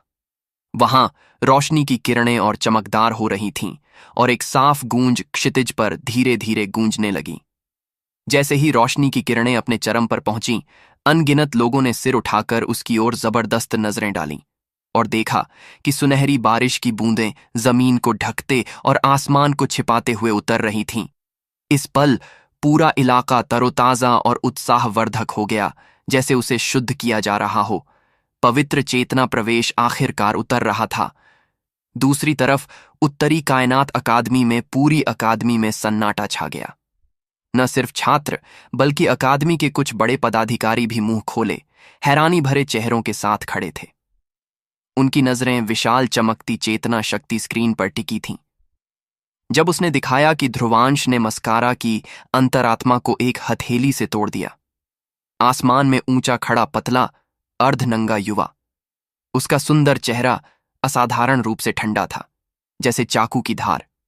उसकी हथेली में टूटी अंतरात्मा थी, जो आसमान को ढकने वाली चमकती बिंदुओं में बदल गई थी। सुंदर और आकर्षक दिखते हुए यह लोगों की रीढ़ में ठंडी सिहरन पैदा कर रही थी। ध्रुवांश ने वाकई मस्कारा को मार डाला था। श्रीनु और लीकांश ने एक दूसरे को देखा और दोनों की आंखों में हैरानी और आश्चर्य था। वह मस्कारा था। वह उत्तरी कायनात अकादमी की इनामी सूची में सबसे ऊपर था। उत्तरी महाद्वीप की नई पीढ़ी का सबसे ताकतवर शख्स। इस शख्स के लिए न जाने सजा महल ने कितने योद्धा भेजे, लेकिन आखिर में उसे पकड़ने या मारने में नाकाम रहे। लेकिन इस पल वह जबरदस्त क्रूर शख्स जिसने अकादमी के कई बड़े पदाधिकारियों को सिरदर्द दिया था, ध्रुवांश के हाथों पूरी तरह खत्म हो गया था। श्रीनू ने आखिरकार कड़वी मुस्कान के साथ कहा, वह लड़का बहुत जबरदस्त है। उसकी आंखों में खुशी और उत्साह था। उत्तरी कायनात अकादमी के लिए मस्कारा जैसे एक जहरीला जख्म था जिसे कोई बड़ा बुजुर्ग नहीं हटा पाया था। उसे पकड़ना अकादमी के लिए बहुत मुश्किल काम था, लेकिन अब ध्रुवांश के हाथों उसका अंत हो गया, जिसने अकादमी की बड़ी मुसीबत को हल कर दिया। उसके बगल में लीकांश ने हल्के से सिर हिलाया और बुदबुदाया, वह लड़का हर बार जब वह हरकत में आता है और ताकतवर हो जाता है, ऐसा लगता है इस घटना के बाद हमें जरूर उत्तरी कायनाती दरवाजे में जाना होगा, वरना 6 महीने बाद होने वाली महान अकादमी प्रतियोगिता में पता नहीं हमें किस कोने में फेंक दिया जाएगा। श्रीनू ने जोर से सिर हिलाया। वह वाकई ऐसा हारा हुआ नहीं चाहता था। दोस्तों, एक बहुत जरूरी बात मैं आपको फिर से याद दिलाना चाहूंगा कि अभी जो भी एपिसोड आएगा ध्रुवंत की, उसका एक फिक्स टाइम बनाया है मैंने। तो अब से जो भी नया एपिसोड अपलोड होगा वह 7:30 बजे से लेकर 8:30 बजे के बीच में आएगा, और वह वीडियो लाइव चलेगा। और लाइव खत्म होने के कुछ घंटों बाद वह वीडियो अनलिस्टेड कर दिया जाएगा। इसका मतलब यह है कि वीडियो लाइव होने के कुछ समय बाद वह चैनल पर नहीं दिखेगा। तो अगर आप उस वीडियो को बाद में सुनना चाहते हैं तो आप प्लेलिस्ट में जाकर सुन सकते हैं, या फिर आप लोग 7:30 बजे से लेकर 8:30 बजे के बीच में तैयार रहना और डेली वीडियो को देख लेना। और हाँ, हमारे नए चैनल स्टोरीट्यूब बैक को सब्सक्राइब करना बिल्कुल भी ना भूलें, क्योंकि आगे की कहानी वहीं पर अपलोड होने वाला है। और दोस्तों, अगर आपने अभी तक लाइक नहीं किया है तो मेरी आपसे बस एक ही गुजारिश है कि कृपया मेरे इस एपिसोड को लाइक जरूर करें। दोस्तों, आपको एक लाइक करने में आपका कुछ नहीं लगता है, फिर भी कई लोग लाइक नहीं करते हैं, तो कृपया मेरे मेहनत के लिए एक लाइक जरूर करें। जब दोनों बात कर रहे थे, उत्तरी कायनात अकादमी की शांति आखिरकार टूटी और जबरदस्त जमीन हिलाने वाली चीखें और चीयर्स गूंजी। बिजली सी गूंजते हुए उन्होंने पूरी अकादमी को हिला दिया। सारे छात्रों के चेहरों पर जोश था, खासकर उन पुराने छात्रों के जो उत्तरी महाद्वीप में ट्रेनिंग और तपन के लिए जा सकते थे। उन्होंने राहत की गहरी सांस ली। पहले जब वे असली दुनिया में ट्रेनिंग के लिए जाते थे, उन्हें हमेशा मस्कारा और मेलांग जैसे 2 क्रूर लोगों से मिलने का डर और चिंता रहती थी, क्योंकि अगर ऐसा हुआ तो वे भागना चाहकर भी नहीं भाग पाते थे। अब पहला, मेलांग ध्रुवांश से बुरी तरह जख्मी हो चुका था, और दूसरा, मस्कारा, उसने मार डाला। उनकी सबसे बड़ी मुसीबतें पूरी तरह मिट गई थीं। भविष्य में असली दुनिया की ट्रेनिंग के लिए जाते वक्त उन्हें डर से कांपना नहीं पड़ेगा। अमर संगठन के कुछ सदस्यों ने चिल्लाया, ध्रुवांश भाई जिंदाबाद। उनके चेहरों पर गर्व था। वे सब नए छात्र थे, लेकिन आज ध्रुवांश ने अमर संगठन के सारे सदस्यों को उत्तरी कायनात अकादमी में सिर ऊंचा करने का मौका दिया। अब कुछ पुराने छात्र भी उनके सामने बेवजह हेकड़ी नहीं दिखा सकते थे। यह सब ध्रुवांश की उस शान और दबदबे की वजह से था जो उसने एक के बाद एक कठिन लड़ाइयां जीतकर बनाया था। शालू की खूबसूरत आंखें चमक रही थीं जब उसने चेतना शक्ति स्क्रीन में उस आकृति को देखा। आधा नंगा युवा जिसकी आंखों में खूनी मंशा थी। उसकी यह ठंडक, उसकी नरमी के मुकाबले उसे पूरी तरह अलग इंसान बना रही थी, लेकिन यह रवैया और तौर तरीकों का उलट पुलट उसे बहुत जबरदस्त उत्तेजना दे रहा था। यह सोचते हुए न जाने कितनी प्यारी लड़कियों और युवतियों के आकर्षक चेहरों पर लाली छड़ी, और वे चुपके से स्क्रीन में उस युवा को ताक रही थीं।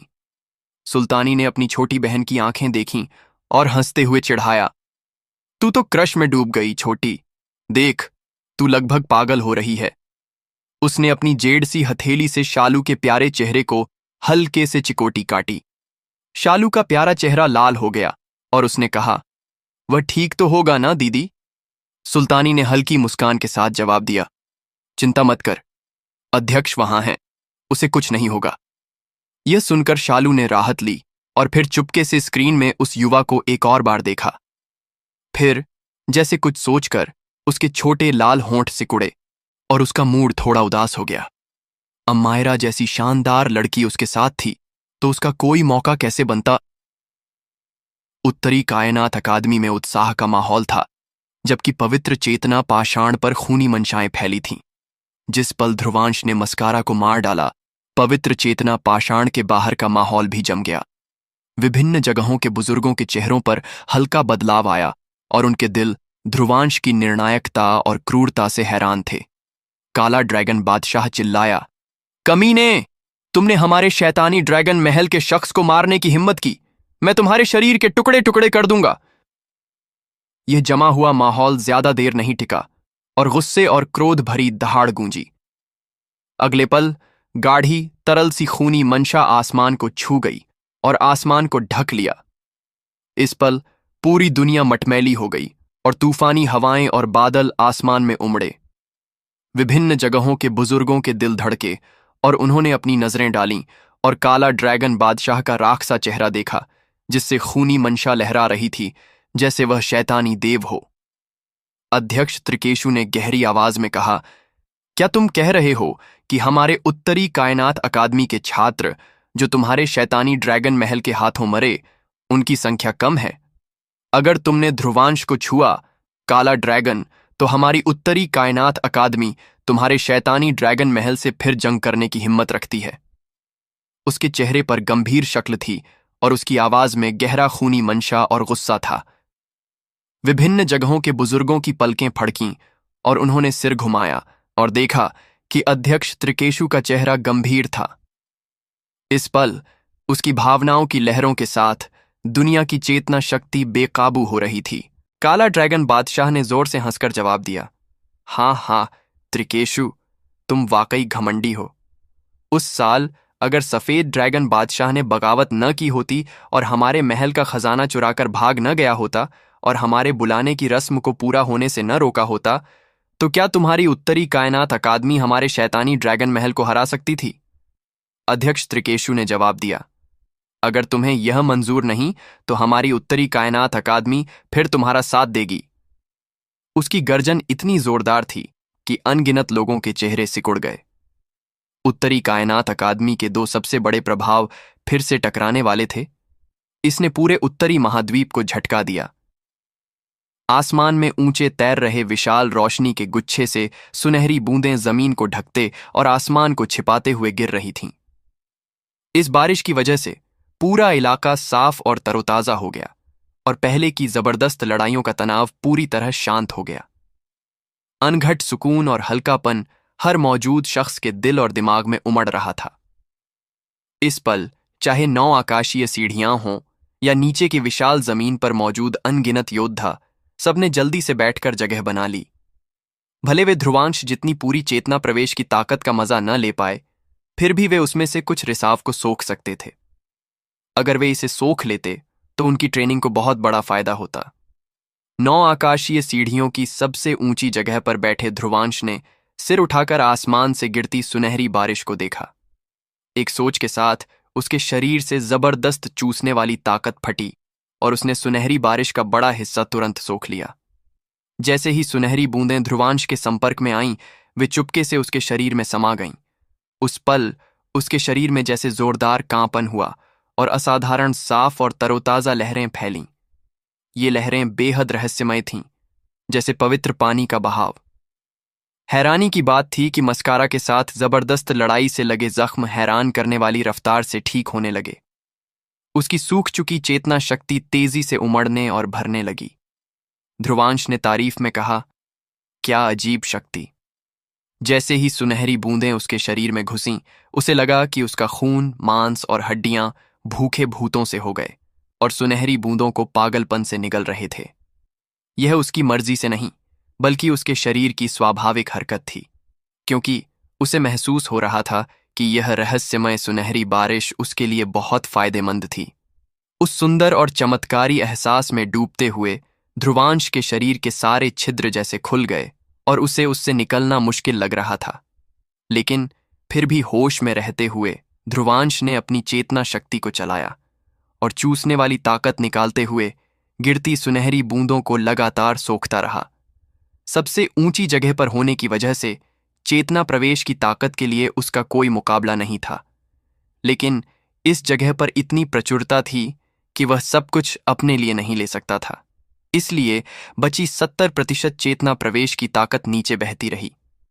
ध्रुवांश को इस पर कोई अफसोस नहीं था। मौजूद सारी चेतना प्रवेश की ताकत में वह 30% ले पाया था और 9 आकाशीय सीढ़ियों पर मौजूद बाकी योद्धा 30 से 40% ले सकते थे। बची 20 से 30% ताकत नीचे मौजूद योद्धाओं को सोखने के लिए थी, लेकिन वहां लोगों की संख्या इतनी ज्यादा थी कि ताकत का बंटवारा होने पर हर शख्स को सिर्फ एक छोटा हिस्सा मिलता। इसलिए अकेले 30% लेना ही लोगों की आंखें लाल करने के लिए काफी था। जैसे ही चेतना प्रवेश की ताकत आसमान से उतरती रही, ध्रुवांश की त्वचा पर हल्की सुनहरी चमक दिखने लगी। दूर से वह सुनहरे शरीर वाला लग रहा था। धीरे धीरे शांत होते हुए ध्रुवांश ने आखिरकार अपनी चेतना को ट्रेनिंग की हालत में डुबो दिया। चेतना प्रवेश की ताकत की बूंदें ध्रुवांश के खून, मांस, हड्डियों और नसों में समाईं और आखिर में जमा होकर उसकी चेतना सागर में टपकीं। वहां ध्रुवांश की अंतरात्मा चुपके से बैठी थी। सुनहरी चमकती बारिश की बूंदें उसकी छोटी हथेलियों में जमा हुईं। धुंधले ढंग से एक क्रिस्टल सी संरचना दिखी जो बेहद रहस्यमय और गहरी लग रही थी। जब ध्रुवांश ने अपनी चेतना को पवित्र चेतना प्रवेश में डुबोया, पवित्र चेतना पाषाण के बाहर आसमान को ढकने वाली विशाल लहरें उठने लगीं। एक जंग जो उत्तरी महाद्वीप को हिलाने वाली थी, शुरू होने को थी। पवित्र चेतना पाषाण के बाहर खूनी मंशाएं उमड़ रही थीं और विभिन्न जगहों के बुजुर्गों के दिल और दिमाग झटके से भरे थे। काला ड्रैगन बादशाह ने त्रिकेशु की बातें सुनकर जोर से हंसकर कहा, हाँ, क्या तुम वाकई सोचते हो कि हमारा शैतानी ड्रैगन महल तुमसे डरता है त्रिकेशु? उसकी आंखों में ठंडी मंशा उभरी और उसने एक कदम आगे बढ़ाकर मुस्कुराते हुए कहा, क्या तुम्हें लगता है कि इन सालों में हमारा शैतानी ड्रैगन महल जरा भी हिम्मत नहीं रखता? भले तुम्हारी उत्तरी कायनात अकादमी में जंग शुरू करने की हिम्मत न हो, हमारा शैतानी ड्रैगन महल तुम्हें मिटा देगा। अनगिनत योद्धाओं के दिल हैरानी से भरे थे। उत्तरी महाद्वीप के शीर्ष प्रभावों के बुजुर्गों के चेहरे भी हल्के बदल गए। शैतानी ड्रैगन महल हमेशा उत्तरी कायनात अकादमी से सीधी टक्कर से बचता था, लेकिन आज वे इतने जोरदार ढंग से जवाब क्यों दे रहे थे? क्या वे वाकई जंग छेड़ने की योजना बना रहे थे? अगर इस स्तर की लड़ाई शुरू हुई तो परमार्थों के मरने का खतरा भी होता। बिना शक परमार्थों का मरना दोनों पक्षों के लिए जानलेवा झटका होता। क्या शैतानी ड्रैगन महल फिर जंग छेड़ने वाला है? इस बार हमारी उत्तरी कायनात अकादमी पक्का कर देगी कि काम साफ हो। त्रिकेशु के चेहरे पर ठंडी शक्ल थी और वह हर सख्त शब्द का जवाब दे रहा था। शैतानी ड्रैगन महल और उत्तरी कायनात अकादमी जानी दुश्मन थे। उस साल उत्तरी कायनात अकादमी ने शैतानी ड्रैगन महल को उत्तरी महाद्वीप के अधिपति की जगह से हटा दिया था, जिससे उनकी शान गिरी और वह फिर कभी नहीं उभर पाया। उसी तरह छिपे हुए न जाने कितने उत्तरी कायनात अकादमी के छात्र असली दुनिया में ट्रेनिंग और तपन के लिए गए और मारे गए। इसीलिए त्रिकेशु के पास शैतानी ड्रैगन महल के लिए खूनी मंशा से ज्यादा था। अगर वे वाकई जंग छेड़ते तो वह कुछ कीमत चुकाकर इस जहरीले कचरे को उत्तरी महाद्वीप से पूरी तरह मिटाने को तैयार था। काला ड्रैगन बादशाह जोर से हंसा और उसकी मुस्कान कुछ रहस्यमय थी। उसने जोर से आस्तीन हिलाई और उसकी क्रूर आवाज आसमान में गूंजी, आज यह पवित्र चेतना पाषाण तुम्हारी कब्र होगी त्रिकेशु। जैसे ही काला ड्रैगन बादशाह की दहाड़ क्षितिज पर गूंजी, आसपास के आसमान का आयाम अचानक मुड़ने और टेढ़ा होने लगा। 5 रोशनी की किरणें आसमान की ओर बढ़ीं और उनकी चमक ने पूरी दुनिया को घेर लिया। चेतना शक्ति की विशालता इतनी थी कि 1000 किलोमीटर के दायरे में हर कोई इसे साफ देख और महसूस कर सकता था। अनगिनत योद्धाओं के चेहरे जोर से सख्त हो गए और उन्होंने 5 रोशनी की किरणों के केंद्र की ओर देखा। वहां से 5 आकृतियां उभरीं और परमार्थों की ताकत बाढ़ सी उमड़ रही थी। कुछ बुजुर्गों के दिल हैरानी से भरे, वह शैतानी ड्रैगन महल के 5 बड़े परमार्थ हैं। वाकई शैतानी ड्रैगन महल यहां तैयारी के साथ आया था। उनके भीतरी महल के सारे परमार्थ पूरी ताकत के साथ आए थे। क्या वे यहां अध्यक्ष त्रिकेशु का कत्ल करने की योजना बना रहे थे? छठ इस इलाके के अनगिनत योद्धा जल्दी से पीछे हटे, इस डरावनी बनावट से निकलने वाली झटके की लहरों में फंसने से डरते हुए। साफ था कि शैतानी ड्रैगन महल का एकमात्र निशाना अध्यक्ष त्रिकेशु था, इसलिए उन्हें बाकी लोगों के पीछे हटने से कोई फर्क नहीं पड़ता था। अध्यक्ष त्रिकेशु के पीछे खड़ी लिरिका और अमायरा के आकर्षक चेहरे हल्के बदल गए। अगले पल लिरिका ने अमायरा की पतली कलाई पकड़ी और अपनी आकर्षक आकृति को हिलाकर पीछे हटी। इस स्तर के लोगों के बीच टक्कर अमायरा के लिए बहुत खतरनाक थी, इसलिए उसे अमायरा को त्रिकेशु से दूर ले जाना जरूरी था। इस भव्य दृश्य को देखकर त्रिकेशु का चेहरा बारिश सा गंभीर हो गया। उसकी आंखों में ठंडी चमक थी और वह बोला, तो तुम्हारा शैतानी ड्रैगन महल बहुत पहले से तैयार था, हाँ? लेकिन क्या तुम वाकई सोचते हो कि मैं इतना कमजोर हो गया हूं? काला ड्रैगन बादशाह कांपा और हजारों किलोमीटर लंबी रोशनी की किरणें आसमान की ओर बढ़ीं। अनंत चेतना शक्ति ने आसमान की चेतना शक्ति को हिलाया और 6000 किलोमीटर लंबी रोशनी की किरणें किसी बनावट सी दिखीं जो त्रिकेशु को घेर रही थीं। साफ था, काला ड्रैगन बादशाह ने शैतानी ड्रैगन महल के 6 बड़े परमार्थों की सारी ताकत जमा की थी ताकि त्रिकेशु को मार डाले। त्रिकेशु की आंखों से ठंडी नजर निकली। 5वें ग्रेड का परमार्थ होने के नाते वह काला ड्रैगन बादशाह जितनी ही ट्रेनिंग की स्थिति में था। शैतानी ड्रैगन महल के बाकी 5 परमार्थ पहले ग्रेड के परमार्थ थे। वाकई यह बनावट त्रिकेशु के लिए जानलेवा थी। लेकिन क्या काला ड्रैगन बादशाह इतना भोला है कि उसे लगता है कि हमारी उत्तरी कायनात अकादमी के पास इस जगह कोई योद्धा नहीं है? लिरिका ने अमायरा को दूर सुरक्षित जगह पर ले जाया। उसने अपनी खूबसूरत आंखें उस इलाके की ओर डालीं जहां जबरदस्त चेतना शक्ति बाढ़ सी उमड़ रही थी और उसकी भौहें सिकुंडी। वह बोली, अमायरा, यहां थोड़ा इंतजार करो, मैं अध्यक्ष त्रिकेशु की मदद करने जाती हूं। भले लिरिका को त्रिकेशु का अधीनस्थ नहीं माना जाता था और वह बुजुर्ग का दर्जा रखती थी, पिछले कुछ सालों में उसने वाकई उनकी देखभाल और चिंता पाई थी। और सबसे जरूरी बात, उसने यहां ध्रुवांश से मुलाकात की थी, इसलिए अगर उसे कोई मुश्किल होती तो वह जरूर पीछे नहीं हटती और सिर्फ देखने वाली नहीं बनती। अमायरा ने सिर हिलाया। ठीक है, सावधान रहना, लिरिका दीदी। हालांकि उसके सामने का दृश्य उसे हैरान कर रहा था और यह उत्तरी महाद्वीप के कुछ बुजुर्गों के साथ हुआ था, फिर भी उसके चेहरे पर घबराहट या रंग उड़ने का कोई निशान नहीं था। आखिर वह देवांश दल की राजकुमारी थी और पूर्वी क्षेत्र में 4 महान दैव्य दलों में से एक की भविष्य की शासक थी। ऐसी पृष्ठभूमि उत्तरी कायनात अकादमी और शैतानी ड्रैगन महल से कहीं ज्यादा थी। भले पिछले सालों में वे धीरे धीरे कमजोर हुए थे, फिर भी उनके दल के परमार्थ स्तर के योद्धाओं की ताकत ऐसी थी जिसका उत्तरी कायनात अकादमी और शैतानी ड्रैगन महल बिल्कुल मुकाबला नहीं कर सकते थे। अमायरा की प्रतिक्रिया देखकर लिरिका ने सिर हिलाया और फिर बेकाबू चेतना शक्ति वाले इलाके की ओर लौटी। लेकिन जैसे ही उसने एक कदम बढ़ाया, उसका आकर्षक चेहरा अचानक ठंडा पड़ गया। उसकी खूबसूरत आंखों में ठंडी मंशा उभरी और उसने खाली आयाम की ओर देखकर ठंडी आवाज में कहा, कौन सा कमीना है जो सिर्फ सिर जमीन में छिपाना जानता है? उसकी आवाज गूंजते ही उसने अपनी पतली जेड़ सी हथेलियां फैलाईं।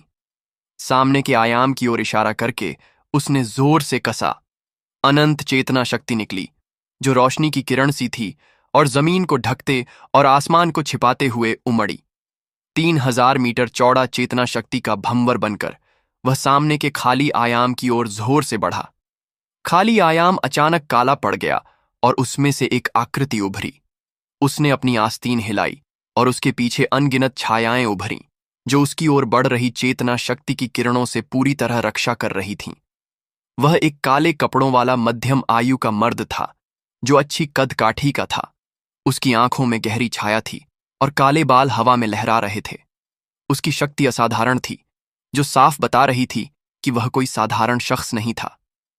लिरिका ने भौहें सिकोड़कर पूछा, तुम कौन हो?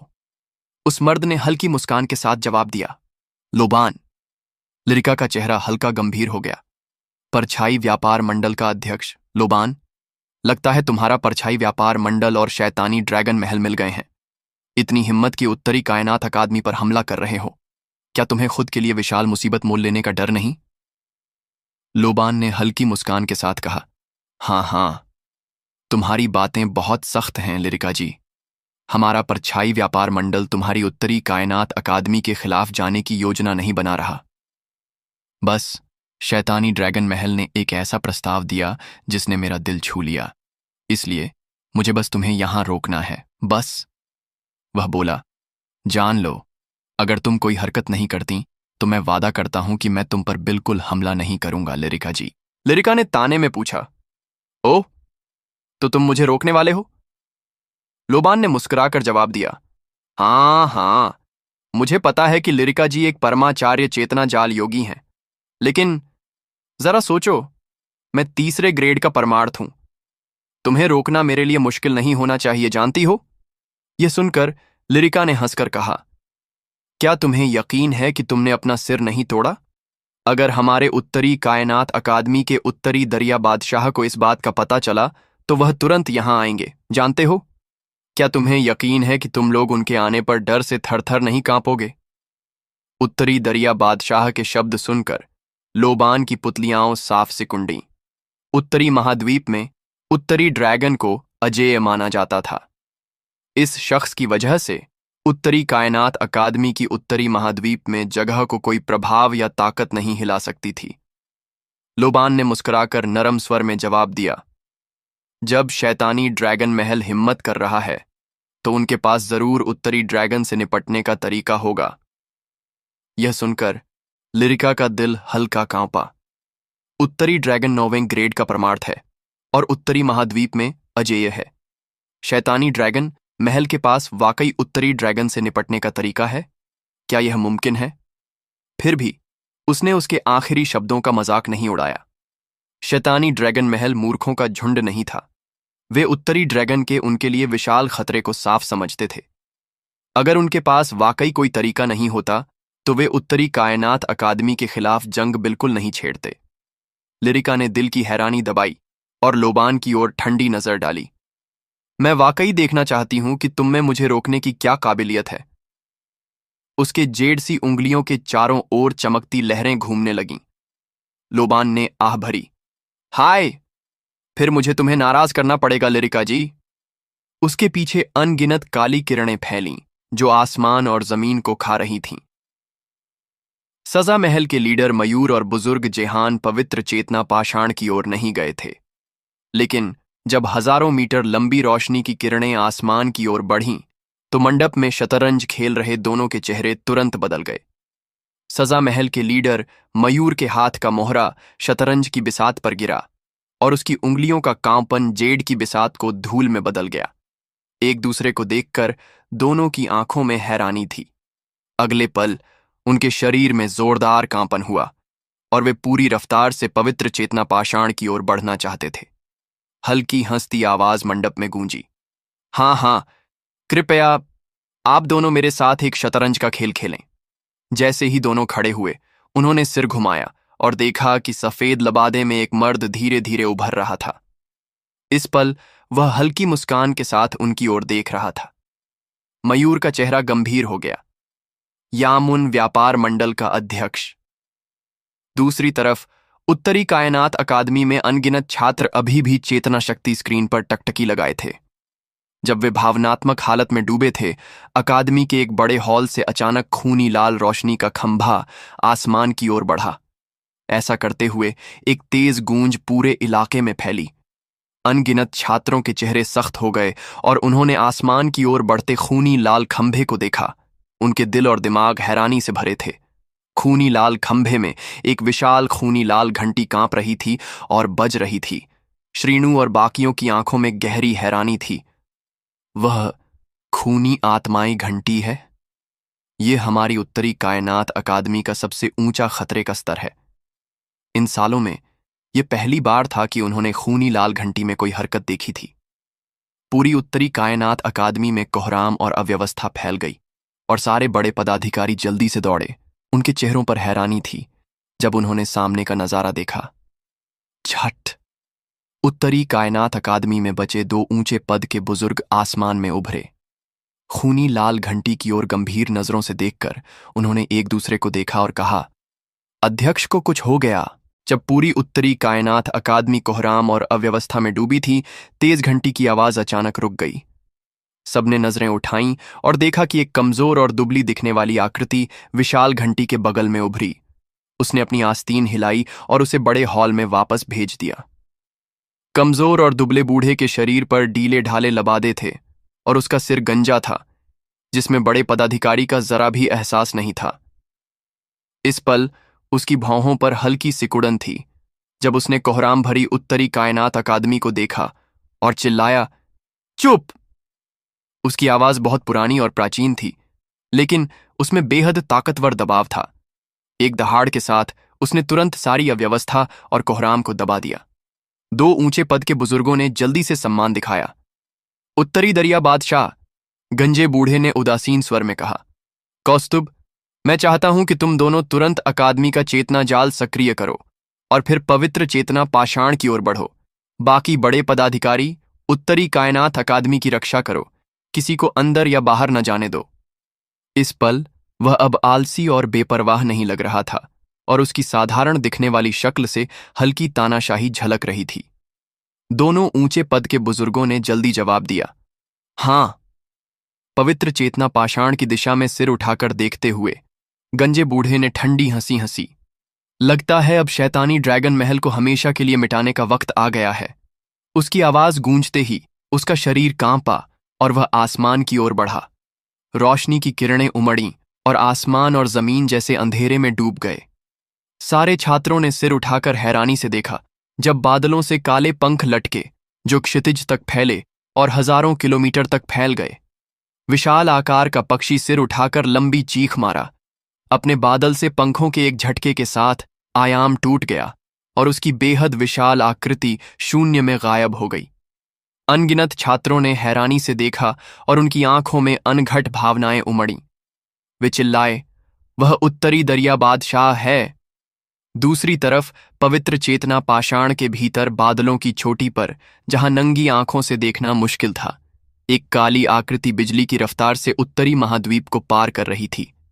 जब उसने अपने पंख फैलाए तो लगा जैसे आयाम को चीर दिया हो। इसलिए उसके पूरे शरीर की साफ तस्वीर पाना नामुमकिन था। कोई सिर्फ एक काली आकृति को आयाम में चमकते देखता, जो पलक झपकते ही हजारों मीटर दूर दिखती। ऐसी रफ्तार ने सामान्य परमार्थों को हैरानी और झटके में डाल दिया, क्योंकि यह उन्हें पूरी तरह पीछे छोड़ देती थी और उनके लिए इसे पकड़ने की कोई उम्मीद नहीं थी। काली आकृति जाहिर है उत्तरी दरिया बादशाह की थी, जो उत्तरी कायनात अकादमी से तूफान की तरह निकला था। भले उत्तरी महाद्वीप विशाल और अनंत था, उसकी असली रफ्तार से पवित्र चेतना पाषाण तक पहुंचना सिर्फ दर्जन भर मिनटों का मामला था।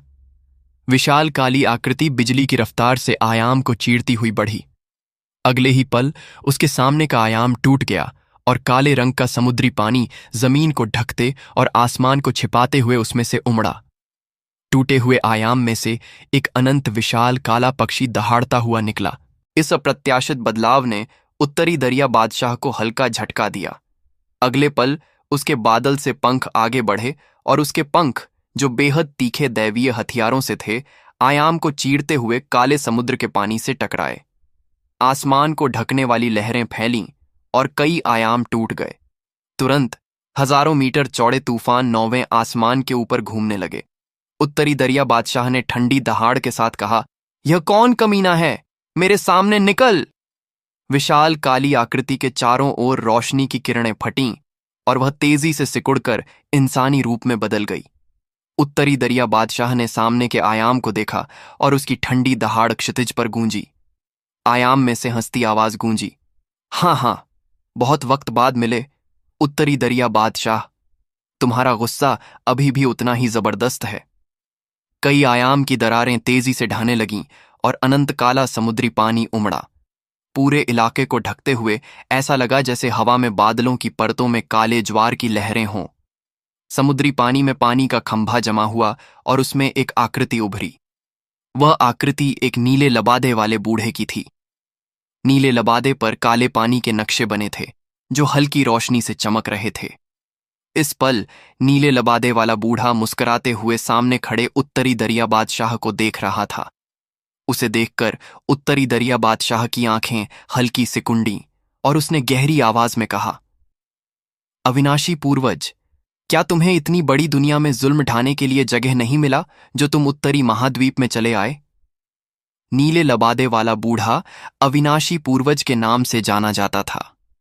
कहते हैं यह शख्स 9वें ग्रेड का परमार्थ था और उसने उत्तरी महाद्वीप से भी ज्यादा विशाल और अनंत असीम महाद्वीप पर कब्जा किया था। उसी तरह कुछ छोटे महाद्वीप भी उसके कब्जे में थे। इसलिए उसे लिवरिया में अधिपति स्तर का शख्स माना जाता था, जिसकी शोहरत और नाम था। लेकिन असीम महाद्वीप और उत्तरी कायनात अकादमी के बीच कुछ दूरी थी। अविनाशी पूर्वज अचानक यहां क्यों दिखा? अविनाशी पूर्वज ने मुस्कुराकर कहा, हाँ, बहुत वक्त बाद मिले पुराने दोस्त, मैं यहां पुराने दिन याद करने आया हूं। उत्तरी दरिया बादशाह ने अविनाशी पूर्वज को देखा और उसकी आंखों में ठंडी चमक उभरी। तो शैतानी ड्रैगन महल ने तुम्हें बुलाया। मुझे समझ आया, उन कमीनों को अचानक हमारी उत्तरी कायनात अकादमी से टक्कर लेने की हिम्मत कहां से आई? तो यह तुम थे, बूढ़े, जो अंधेरे में तार खींच रहे थे।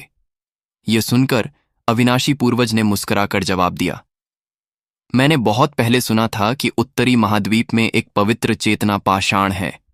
इस बूढ़े को इसमें खासी दिलचस्पी है। उत्तरी दरिया बादशाह, इतने सालों में उत्तरी महाद्वीप में रहकर तुमने वाकई इसका पूरा कब्जा नहीं किया। क्यों ना हम साझेदारी करें और पूरे महाद्वीप पर राज करें। उस वक्त हम मिलकर उस पवित्र चेतना पाषाण की खोज कर सकते हैं। मुझे यकीन नहीं कि तुम उस जगह से नहीं ललचाओगे जहां एक गगन परमार्थ ने बैठकर अंत किया। उत्तरी दरिया बादशाह ने उदासीन ढंग से जवाब दिया, अविनाशी भूत, बेहतर है कि तुम अपने असीम महाद्वीप में लौट जाओ। उत्तरी महाद्वीप के मामलों में नाक मत घुसाओ।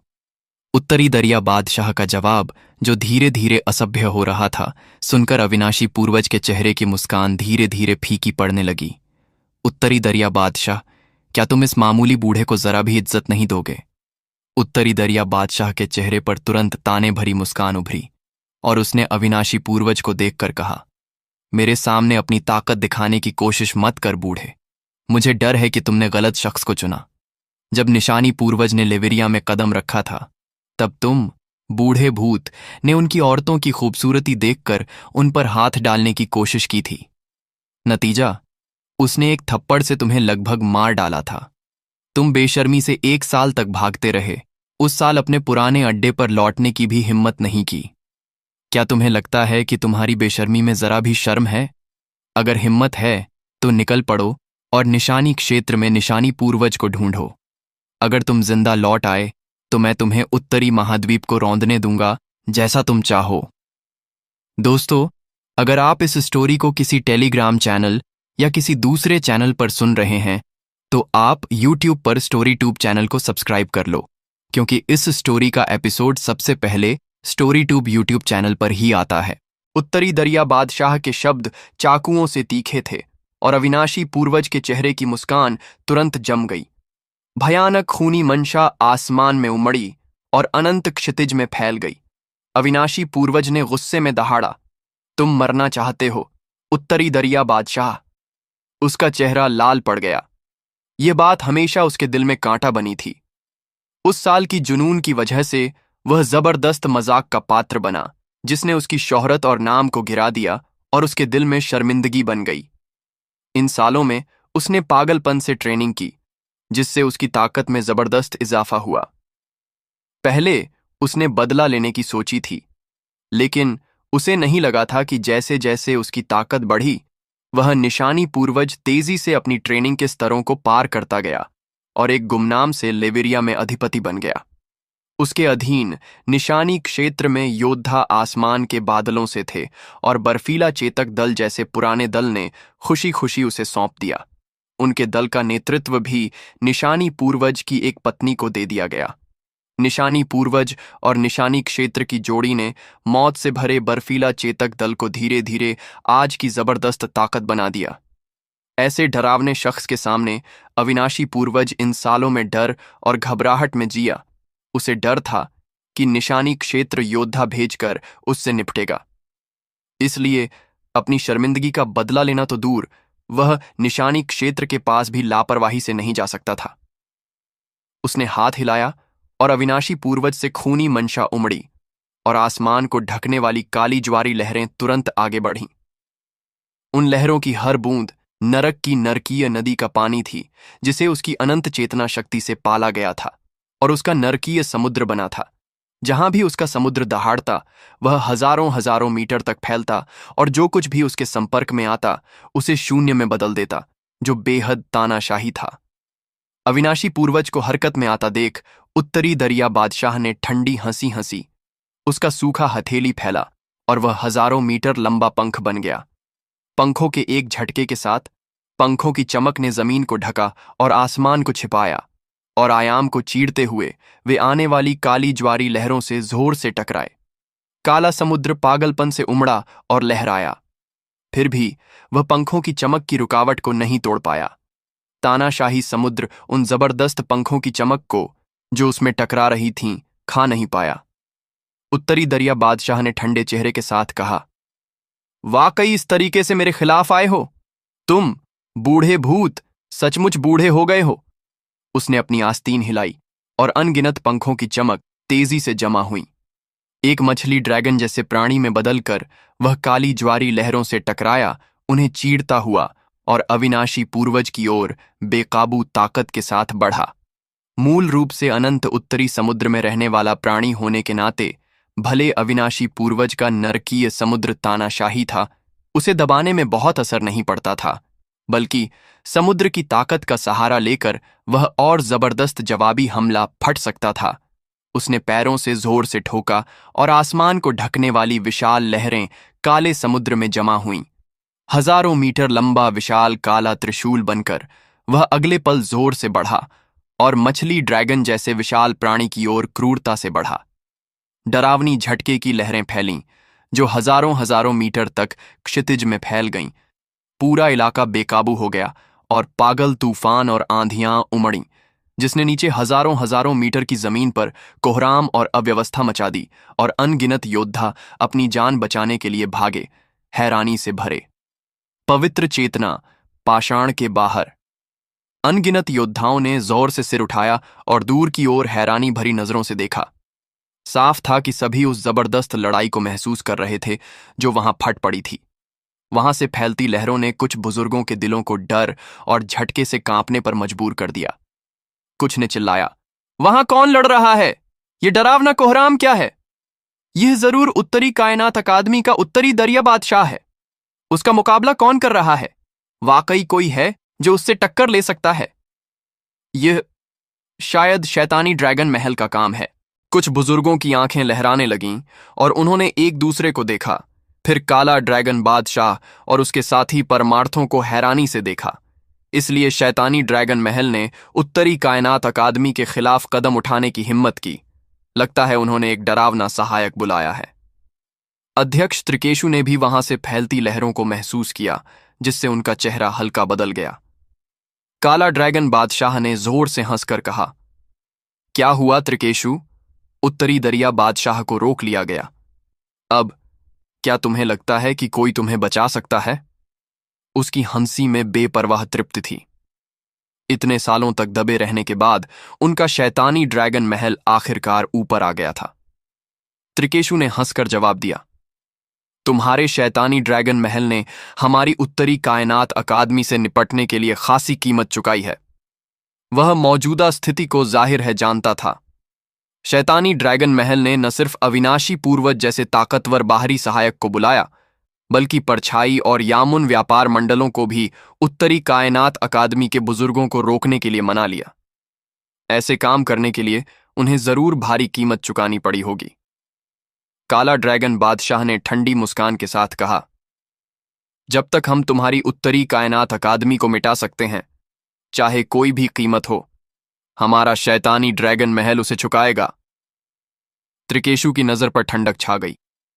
लगता है आज मुझे पूरी ताकत लगानी पड़ेगी। काला ड्रैगन बादशाह ने अपने आसपास देखा और गहरी आवाज में दहाड़ा, सब लोग, यह हमारा शैतानी ड्रैगन महल और उत्तरी कायनात अकादमी के बीच की जंग है। मुझे उम्मीद है कि कोई और इसमें दखल नहीं देगा। अन्य प्रभावों के बुजुर्गों के चेहरे हल्के बदल गए। पहले उन्होंने सोचा था कि शैतानी ड्रैगन महल अपनी मौत मांग रहा है, क्योंकि उत्तरी कायनात अकादमी के पीछे उत्तरी दरिया बादशाह जैसा शख्स था। लेकिन अब देखकर शैतानी ड्रैगन महल ने यह योजना बहुत पहले से बनाई थी। अगर वे आज अध्यक्ष त्रिकेशु को घेर कर मारने में कामयाब हो गए तो अविनाशी पूर्वज की शोहरत और दबदबे के साथ उत्तरी कायनात अकादमी का अंत उत्साहजनक नहीं होगा। इस समय वे भला कैसे कदम उठाने की हिम्मत करते? बेहतर है कि वे तटस्थ रहें, वरना गलत पक्ष चुनने पर उन्हें बहुत मुसीबत हो सकती थी। काला ड्रैगन बादशाह ने जोर से हाथ हिलाया। बनावट बनाओ और चलो।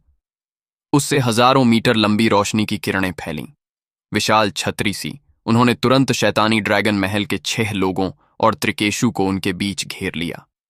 खूनी बनावट पहले ही पूरी हो चुकी थी। आसमान हिलाने वाली जंग अब टालने योग्य नहीं थी। दूसरी तरफ पवित्र चेतना पाषाण के भीतर का इलाका, जो पहले कोहराम भरी लड़ाइयों से भरा था, अब असाधारण रूप से शांत हो गया था, क्योंकि वहां मौजूद हर शख्स बैठ गया था और आसमान से गिरती सुनहरी बूंदों को लगातार सोख रहा था। उनमें थी बेहद रहस्यमय चेतना प्रवेश की ताकत। 9 आकाशीय सीढ़ियों को पार करते हुए चेतना प्रवेश की ताकत पतली और कमजोर हो गई थी। फिर भी किसी ने भी इसका कोई हिस्सा छोड़ने की हिम्मत नहीं की, क्योंकि सब जानते थे कि अगर वे इसे जरा और सोख लेते तो भविष्य में अपनी 3 परमार्थ परीक्षाओं को पार करने में उन्हें जिंदगी की एक और बूंद का मौका मिल सकता था। यह उनकी जिंदगी का सवाल था, जिसमें वे जरा भी लापरवाही या बेपरवाही नहीं बरत सकते थे। जब सब आसमान से उतरती चेतना प्रवेश की ताकत को सोख रहे थे, कुछ ईर्ष्या भरी नजरें 9 आकाशीय सीढ़ियों की सबसे ऊंची जगह की ओर गईं। वहां जमीन पर चुपके से बैठा एक पतला युवा था, जिसके चारों ओर चमकदार सुनहरी रोशनी जैसे उसे पूरी तरह अपनी चमक में डुबोना चाहती थी। वहां मौजूद अनंत चेतना प्रवेश की ताकत ने सबकी आंखें ईर्ष्या से लाल कर दीं। फिर भी वे इसके बारे में कुछ नहीं कर सकते थे, क्योंकि सब जानते थे कि उस जगह को हासिल करने के लिए कितनी मुश्किल और चुनौती भरी लड़ाइयां लड़नी पड़ती हैं। उनके लिए वे साफ तौर पर ऐसा नहीं कर सकते थे। इसलिए उस युवा के लिए ईर्ष्या के साथ साथ सम्मान का एहसास भी था, जो पवित्र चेतना पाषाण की 9 आकाशीय सीढ़ियों की सबसे ऊंची जगह पर खड़ा था, जहां योद्धा आसमान के बादलों से थे। उत्तरी कायनात अकादमी के सिखाए छात्र वाकई जबरदस्त थे, वाकई 5 महान अकादमियों में से एक होने के लायक। ध्रुवांश चुपके से 9 आकाशीय सीढ़ियों की चोटी पर बैठा था, अपना दिमाग एकाग्र करके सारी बाहरी चीजों को भुला रहा था। सुनहरी बूंदें उसके पूरे शरीर को ढक रही थीं और अनंत उमड़ती चेतना प्रवेश की ताकत उसके शरीर में समा रही थी। इस पल ध्रुवांश का शरीर सुनहरी रोशनी से भरा था। उसकी रक्त मांसपेशियों से भी हल्की चमक निकल रही थी। एक अनघट सुकून और तरोताजा एहसास उसके शरीर में उमड़ रहा था। भले चेतना प्रवेश की ताकत ने ध्रुवांश की ताकत में कोई इजाफा नहीं किया, फिर भी उसे अपने शरीर में किसी चमत्कारी बदलाव का एहसास हो रहा था। यह बदलाव नापने योग्य नहीं था, लेकिन ध्रुवांश जानता था कि जब वह भविष्य में अपनी 3 परमार्थ परीक्षाओं की कोशिश करेगा तो उसे इसका विशाल फायदा मिल सकता था। उसके चमकते सुनहरे शरीर में सुनहरी तरल की बूंदें उसके रक्त, मांस और नसों में रिस रही थीं और फिर अनंत रूप से उसकी चेतना सागर में बह रही थीं।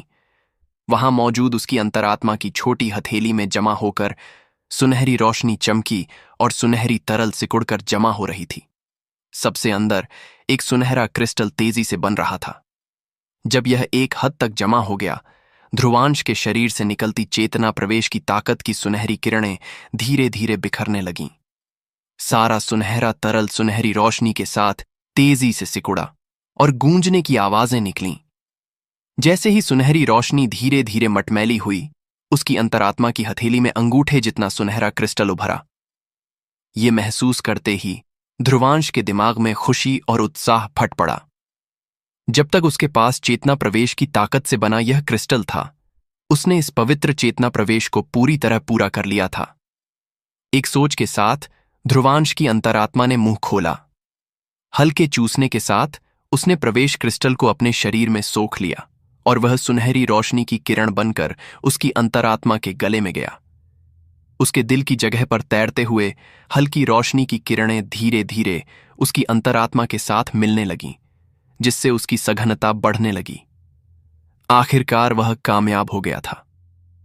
तो दोस्तों, क्या होने वाला है आगे? क्या होगा बाहर चल रही मुकाबले का अंजाम? क्या अकादमी जीत हासिल कर पाएगी या फिर ध्रुवांश पड़ने वाला है किसी नई मुसीबत में? जानने के लिए सुनते रहे इस स्टोरी को सिर्फ और सिर्फ स्टोरी ट्यूब यूट्यूब चैनल पर।